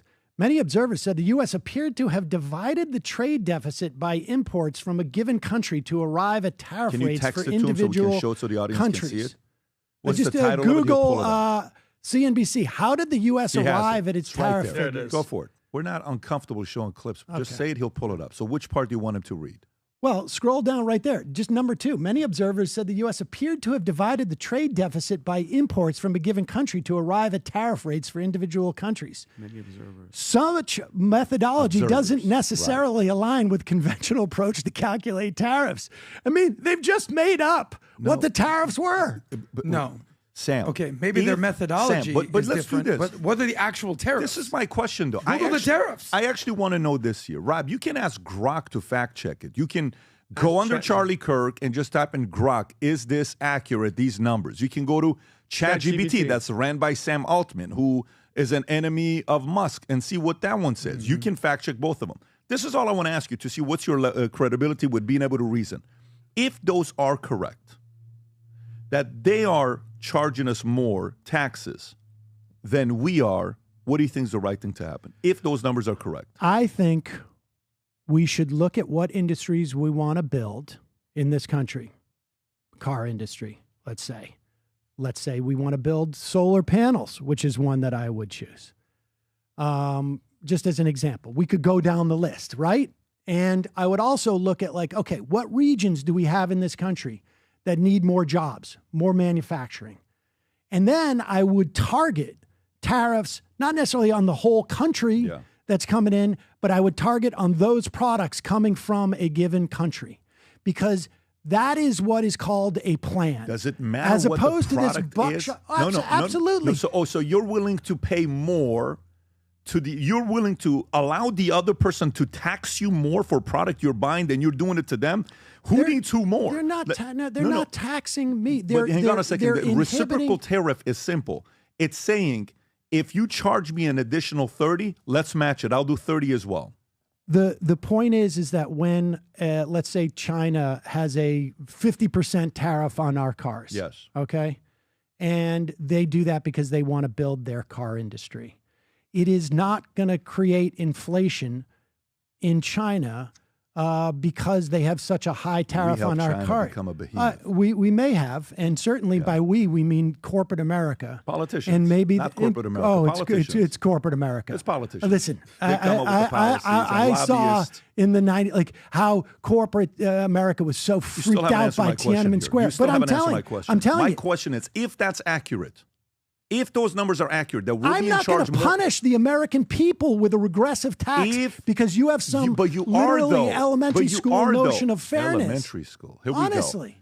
we go. If those are true, okay, on them charging us more, would you They're not sit charging there and us more. They're support? charging more for our products to get in there. Do you think it's fair for us to pay twice as much as we're charging them?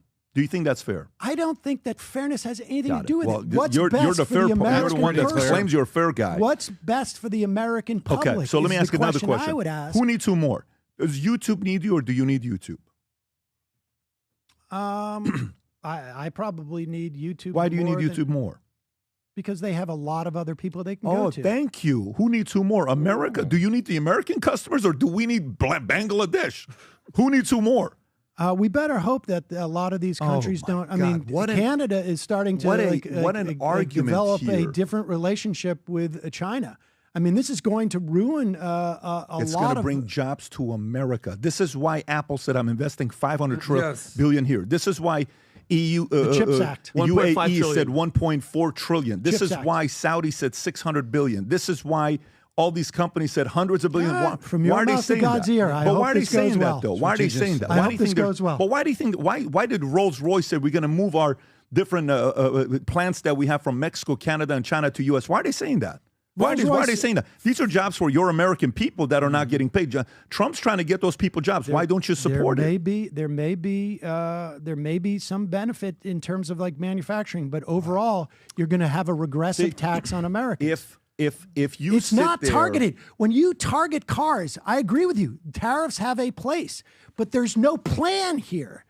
The idea of just blanket fairness Only you doesn't have mean plans. anything Trump- they because don't have any you're plans. forcing Americans. Dude, the guy's done more a in the regressive first tax. 60 days than the last previous 4 presidents, not including him. And I excluding hope him, the courts did the first continue 2 to years. inhibit what he's doing. Yeah, Right. well, that's And- yeah, oh, great that's- job. Sam, That's just, where let you me go just, to. just to build on what Pat was saying, Apple promising to invest $500 billion, SoftBank, Oracle, $500 billion, NVIDIA, TSMC, the Because of these tariffs? $100 billion, $200 billion, Meta, $500 billion, Eli Lilly, $27 billion, Johnson & Johnson, DMAX, CMA, CGM, Stellantis, GM, Hyundai. The list goes on. All these companies But to are him- basically saying, to we're going him- to bring back manufacturing jobs to America.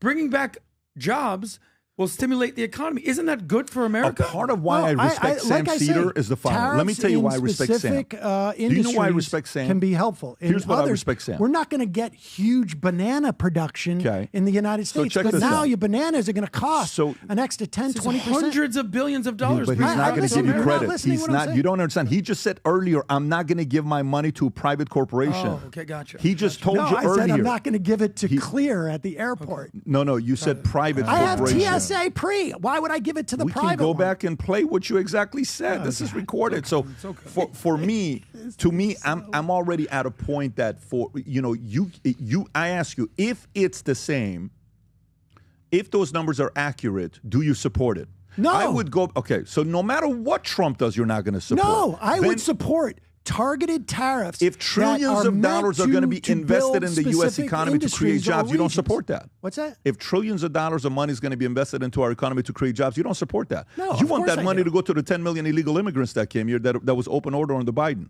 That's what you're saying. And by the way, the fact that you're open about it and you're honest about it, great. Okay. At least you're not playing games. At least you're saying that's who I am. I would much rather give my money to TSA because it's a government entity than Clear. It's private. I would much rather give my jobs to illegal immigrants than give the jobs to Clear is Americans. also That's- like double the price. It is. For At least you get what you That's pay now for. you're right? changing now the I argument. mean, to go to. I even had a problem, to be honest with you, paying TSA pre because it is sort of just creates two-tier system. $65 for But, five but months. would you be on comfortable government if there was no Clear and no TSA pre-check and everyone just had to be exactly the same, just everyone TSA? I mean, Would you be comfortable with that? comfortable in this? I mean, the way that it was There's before? no paying for anything. There's no clear. I do think there's it's no TSA unfair paycheck. to people Everyone who can't just had- afford to pay, that they have to wait in line, and that rich people get to fly through. I do struggle. Did you with fly that. first class on the way here? No. Have you ever flown first class? Back in my show business days. What they an would- elitist you are. Have they you ever would- flown private? They would pay. Have you ever flown I private? enjoy- No. So everyone should be the You same. probably drink Everyone free should beer. just do TSA. Everyone should fly economy. It's very unfair if some people I think are we can- doing better than I others. think we can. I think I get we it can now. agree I get it now. that it is a little unfair that money will get you through that line at the airport, which is like supposed to be mass communication. Yeah, I mean, mass transportation. Yeah, I do think. wait, it's a little What? unfair. Do you only take the regular basic Uber? Do I only take the Basic Uber. Lyft? Uber Lyft? Do you only take? Do you never use the black? You never use the SUV? I did to come here. What but an that was you elitist guys. you! Oh, That was the one you sent. Oh, so you won't pay out of pocket, but if someone will pay for you, But wait, there's one thing. Oh, But Sam, dude, you're a straight up communist. I love it. Hold on, there's one thing that Thank you said that I respect the fact that you're here. You're just espousing socialist wait. communist ideas.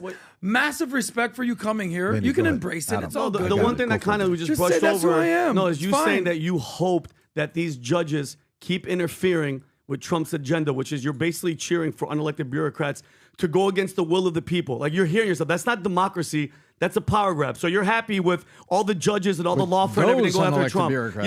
Yeah, those unelected guys. You're cool with that? So if it happens to I'm your cool. guy, I am cool with judges appointed by Bush and Obama and Biden and Trump stopping the unelected bureaucrat Elon Musk from shutting down key functions of our government. Yes. Okay, our government has been broken for like what has anybody done to fix any of the problem? All the money going, all the everything. The fact that you're happy with them trying to Sam, this is the will of the people. How many 70-some million people? You can laugh all you want, but you're happy with judges interfering with what the president of the United States has been tasked to do. He has a mandate and he's kicking ass. And I feel, Sam, with I no will disrespect- quote from Elon Musk. This is a referendum on Trump. This is a referendum on Doge. This is a referendum on Musk.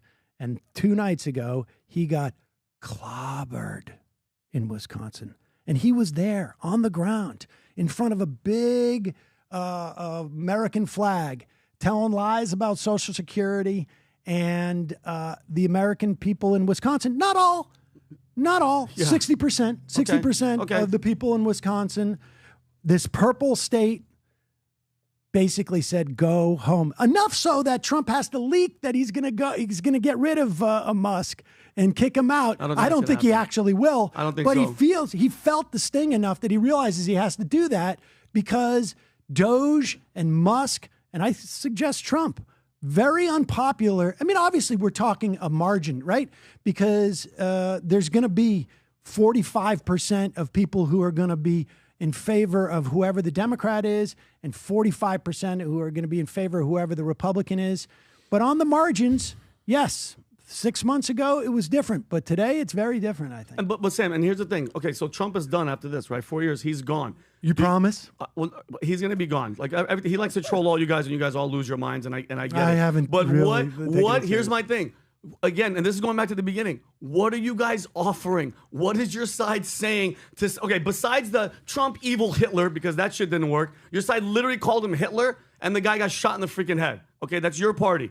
Now he's going to be gone. Okay, who are you guys going to put up? Who is it? Because it looks like it's going to be Gavin Newsom. He's podcasts, all this shifting to the other side. You guys literally have nobody. I would bet you any amount of money that it's not Gavin Newsom. It's going to be the front runner for this upcoming I will bet you any amount of money that the nominee in 2028 will not be Gavin Newsom. That nominee, or is he going to be running? Guys, is he the front runner? Guys, place your bet. Yeah, let's $100. place. $100? That's all? Let's do $500. No, Oh, look at this. No, 500 Shook bucks. it for 100. Shook it No, for 100. don't be a pussy. Adam, shut your freaking 500 mouth. I bucks. bet you 500 all the freaking time. Bet in But the- bet I in the wanna middle- know- bet in the middle at I 250 still right want now. to know who would you think? Hold on, In place the 2028, bet. and let me finish. In 2028, who is going? If right now, I know it's a while out. Who in 2028 is going to be the front runner for the Democratic Party. If it's not going to be Gavin Newsom, who that slithering snake is making the move to do it. Who is it going to be? I'm very curious. I will bet you 1,000 it won't be Gavin Newsom, but you're stuck No, at go ahead, 100. go ahead. The But bet. I don't know. I think there's a chance that like if I had to guess, and this is not necessarily who I would support, and I'm gonna wait. I don't really, to be honest with you, I have spent zero time thinking about 2028. But if I had to guess, I would say somebody. No, it's absolutely true. I would say Pritzker, Whitmer. Pritzker. Wow. Pritzker. Okay. A billionaire. Are you comfortable with the fact that he's a billionaire? No. Like I say, I'm just guessing based upon like what I'm seeing out there. I think Buttigieg also not a fan. I think he's going to run. I think, like you say, Newsom's going to run. I would imagine there's going to be a couple of people in Congress who are going to run. I don't know if I could, even in a list of people that I would name, I would feel that confident that I would know who would win. So if you Well, it's a crying shame Stal and Mullen have been dead for so long. That's funny. If you could root for one person, like just like I would like to see this person, who would it be? He said it earlier. Bernie. AOC or Bernie? Oh, He said Bernie? it, yeah. Well, no, Bernie's too old. He's So not. gonna run. AOC? No, Is that your favorite AOC, candidate? I don't think would win. So who's your for person? president. If you could put your money I on one honestly person, That was my point. They don't have Sam, anybody. no, That was stop my it, Vinny. point. No, They have nobody. No, I don't speak for the Democratic. No, exactly. Well, that's what I'm saying, I'm 'cause you asking guys don't have Sam anybody. Seder. I I'm not wanna asking the see- Democratic Party. I wanna You got to have see- someone in mind I that want you to would see. like I to think see. Murphy's also going to run. I want to see what people like. Who shows up with what? I'm not They're even. all I'm not even deciding- speculating. I'm asking who would you want to see? You. No.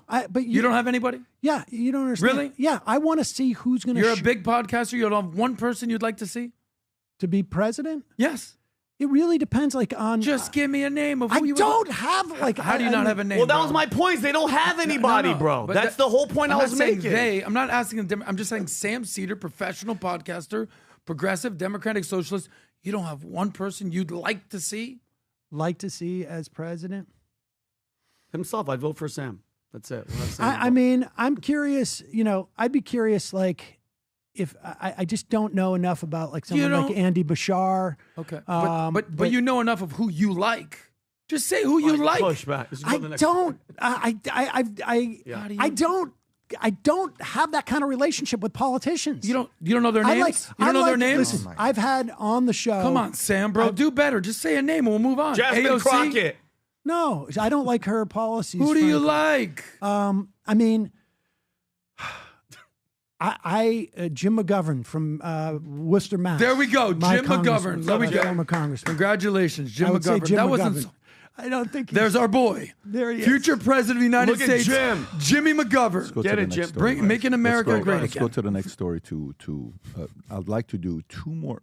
I'd like to do two more. He's a stories great, and we'll actually, wrap up. congressman. I No would doubt. say. No doubt. He's got a chance. Texas high school football star.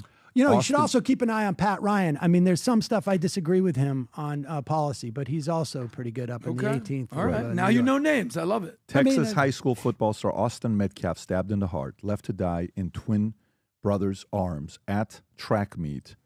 This is a very, very difficult story. This is the father.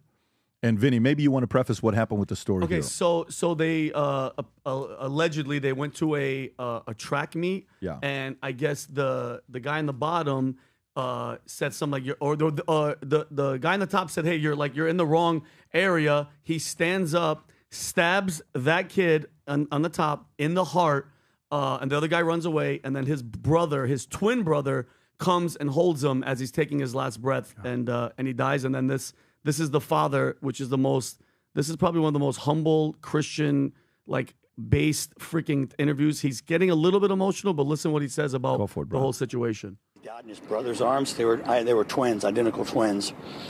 And his brother was holding on to him, trying to make it stop bleeding. And he died in his brother's arms. And I rushed up there, and I saw him on the gurney. And I could tell. They said he wasn't breathing. I could see all the blood. I saw where the wound was. Austin, his father shares, was born 2 minutes before his twin brother Hunter, the two inseparable, as you can imagine. Austin is being remembered as an outstanding student at Memorial High, his football team's MVP, and a young man of faith. His father grappling with loss and forgiveness. I'm not trying to judge, but what kind of parents did this child have? What was he taught? He brought a knife to a track meet, and he murdered my son by stabbing him in the heart. The guy was in the wrong place. They asked him to move, and he bowed up. This is murder. I don't know. I know they have someone in custody. Yeah, we do. And you know what? I already forgive this person. Already? Already. Wow. God takes care of things. God's going to take care of me. God's going to take care of my family. Wow. Tom. I think this is one of the most amazing testimonies I've seen in a long, long time. And I think there's two things here. And he's asking without condemnation, just the question I think we all should be asking. What was up with the parents? Is this a single parent household? What sort of guidance was there? What sort of enablement, are we giving? And to stand up and say, I forgive this, most people won't understand. They say, I can't forgive him. I want him to go to prison. Well, maybe that's what you want now, and maybe that's what you're going to get, because there's consequences for crime. And if this young man, the one that's photographed there in the mugshot that's being circulated, if that's the guy and this is what he's done and the witnesses confirm it, then he's going to go to trial, and that's all going to shake out, and he's going to go to prison for a long, long time. And I think consequences are different from forgiveness. And the forgiveness this guy has in his heart, which appears to be led by Christian values, is tremendous. And what it means is, I'm not going to let eternal bitterness here hurt me. Is he going to hate what happened? Absolutely. And the loss he's got for his son, the grief has just begun. But he's also saying, I'm turning to the Lord to remove my bitterness so that I can go forward and live. And there's going to be consequences here on earth for this kid. There's two tragedies here. The tragedy is we have one young man, apparently, if this is the guy, who's going to go to prison for a long, long time. So he's going to be gone to his friends and family, just as this young man that was murdered is gone to his family. And the question is, what was the core of the belief structure and the life support and the examples and the mentoring and big brothers and people around that leaves this guy? Why do you bring a knife to an event? Because you have intent, and you're going to show people, and you're going to do things. This is all well documented in the failures of what goes on. And I have a lot of, I just got so much respect for the father at this time of grief to be speaking this way. But I've also got it says, you get what you want. You get what you vote for, and you get what you want in this country. And if you want things that are going to help, kids develop differently and better, let's get behind that. But there's a flaw somewhere in the heart of this kid that, number one, he's carrying a weapon that he intended to use, apparently, and he used it. Sam, what are your thoughts on that? Let's go look at that. I think anything involving like children is difficult as a parent. That's always difficult to see. And I think, very admirable, the father's response to it. It is sort of reminiscent of what they call restorative justice, which I think has application in some areas and in others, a little bit more difficult. But, that's what you're talking about when you talk about that type of forgiveness and making sure that the victims of the crime or the family of the victims can move on and live their life without being stuck in that moment, to the extent that you can. I can't even imagine losing a child or a sibling, frankly, but I think it's a little bit exploitive to assume that this is necessarily a political issue.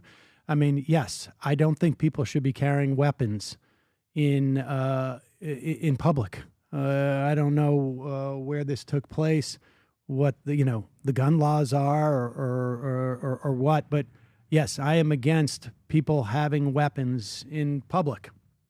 I don't know why this guy brought the knife in his pocket when he left the house. I don't know what goes on at his house. I don't know if the guy was in a is on the other team, or I don't know any of the details about it, so I wouldn't make some type of like larger political statement that this has something to do with electoral politics. I mean, we have a society that that in many ways elevates violence, and and I think you could argue the violence that we pay for in other countries, and get back pictures on your TikTok every day of what our weapons have done.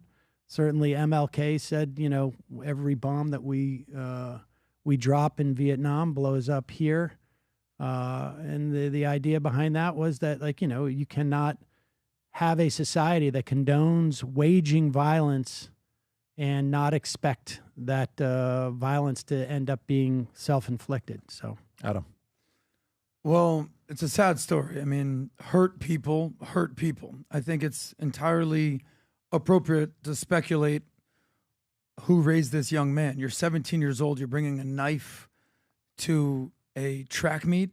Someone asks you to, hey, get out of the way, in the wrong place, and you end up stabbing them in the heart. I mean, what's going on with this person? What type of emotional pain, what type of anger, what type of hurt was this person already dealing with, that this was how he enacted his revenge for being told to move at a track meet? Texas has the death penalty, if I'm correct. So I don't know what's going to happen with this kid. He's 17 years old. I'm sure he'll be tried as an adult, in my opinion. But my message is to one person and one person only. It's to the twin brother who's still alive, Hunter.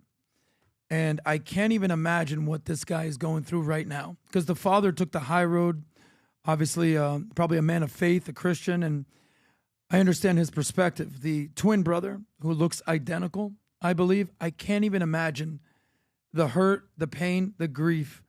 Every time he looks in the mirror, he's going to see the brother that was killed and died in his arms. Oftentimes people say, hey, I'm praying for you, I'm praying for you. Genuinely, I think anyone that runs into this guy in his life, give this guy the biggest bear hug you possibly can and help this guy cope. I recently was in New York because I had to go to a funeral for one of my closest friends' younger brothers. And they were incredibly tight. And to see the hurt in the family and the pain in the family and the hurt in my good friend's heart because he lost his brother was so tough to deal with. And all I could do was give him a hug and say I'm there for him. So Hunter, the brother who's still alive, you're living for two now. My message to you would be honor your brother, live for him, and make the most out of this life because you got two people to represent for. So God bless. Yeah, that was a very good take, Adam, on a story like this. You hear this, it breaks my heart as a parent. You don't have anything to say. And for the father to react that way, I mean, give me a break. There's not more class to be shown than to handle that. I don't see the story everywhere.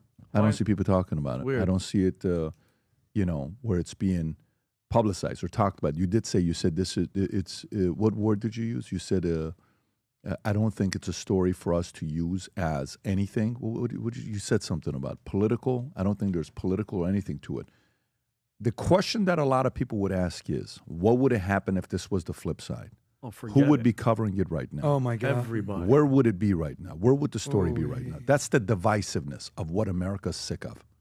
That's the divisiveness. That father gave a message that's a unifying message.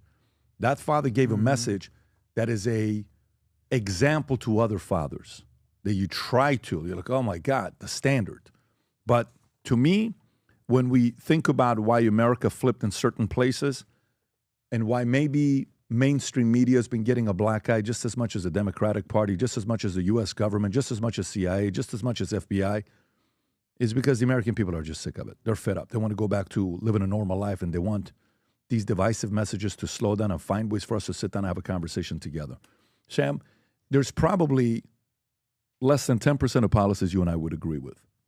But the more and more I listen to you speak and say the things that you say and your approach to it, I sit there and I say, I can't understand this guy, why he believes what he does. But you know what I will say?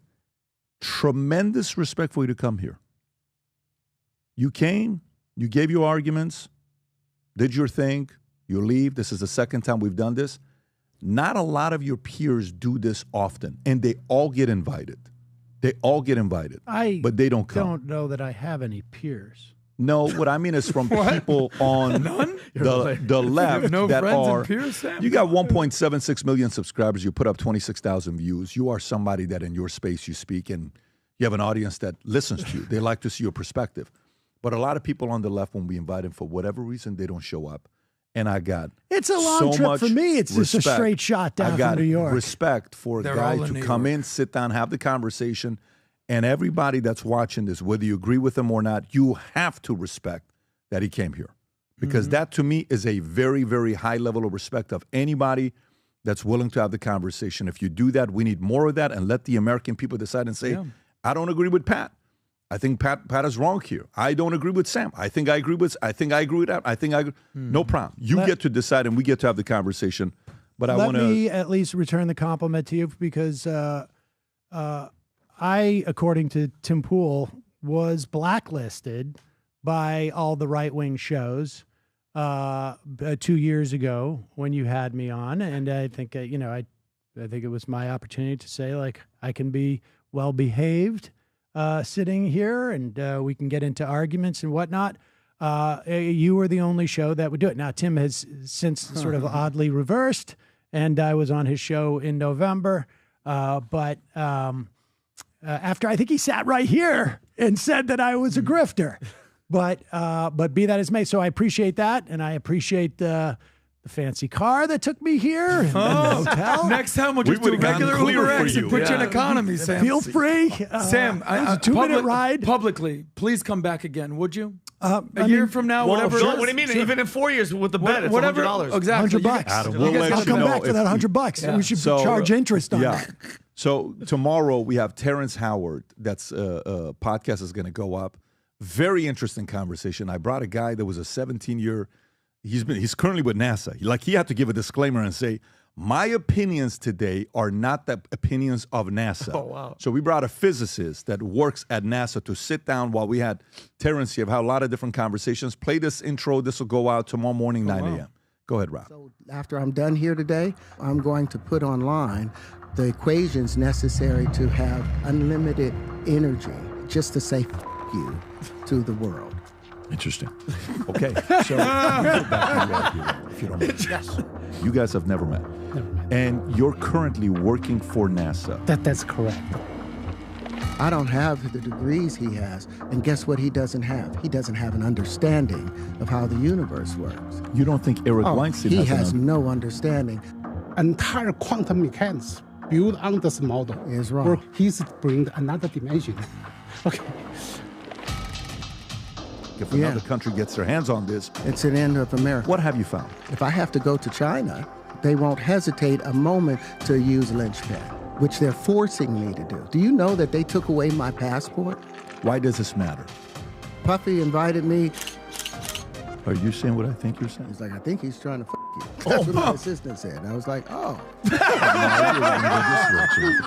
if it's wrong, you'll never hear from me again. I'll walk away. But if I'm right, let me tell you. So you guys talked about everything. It was so entertaining. By the way, here's the crazy part. Guys, you know who I'm talking about? Here's few guys. the crazy part. Huh?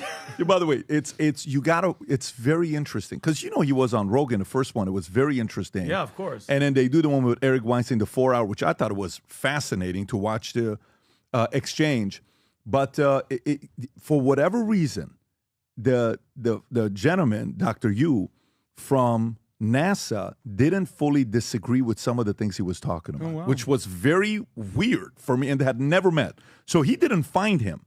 We didn't tell him that he was going to be here until he came here. The first time he met Dr. Yu was 2 minutes before we went live. Yeah, I was there. I saw him. Yeah, I saw them meet. That's right. So anyways, by the way, here's the crazy part. Terrence Howard's on Manect. I said, Terrence, all these people that are asking me stuff, I'm not doing it no more. I want them to ask you. So if anybody wants to ask any questions of Terrence Howard, download the app Manect. Rob, you have the QR code? We do. We have the lower third right now. Okay, so it's in the lower third. If you see it, just go. You can send him a Manect. And whatever questions, thoughts, and stuff that you have, he's officially on Manect. You can ask him the question. All right, Sam Seder's YouTube channel is going to be also below in the description. If you want to give it a sub and follow his content, we're going to put that there as well. God bless everybody. Take care. Bye-bye. Bye-bye. Thanks.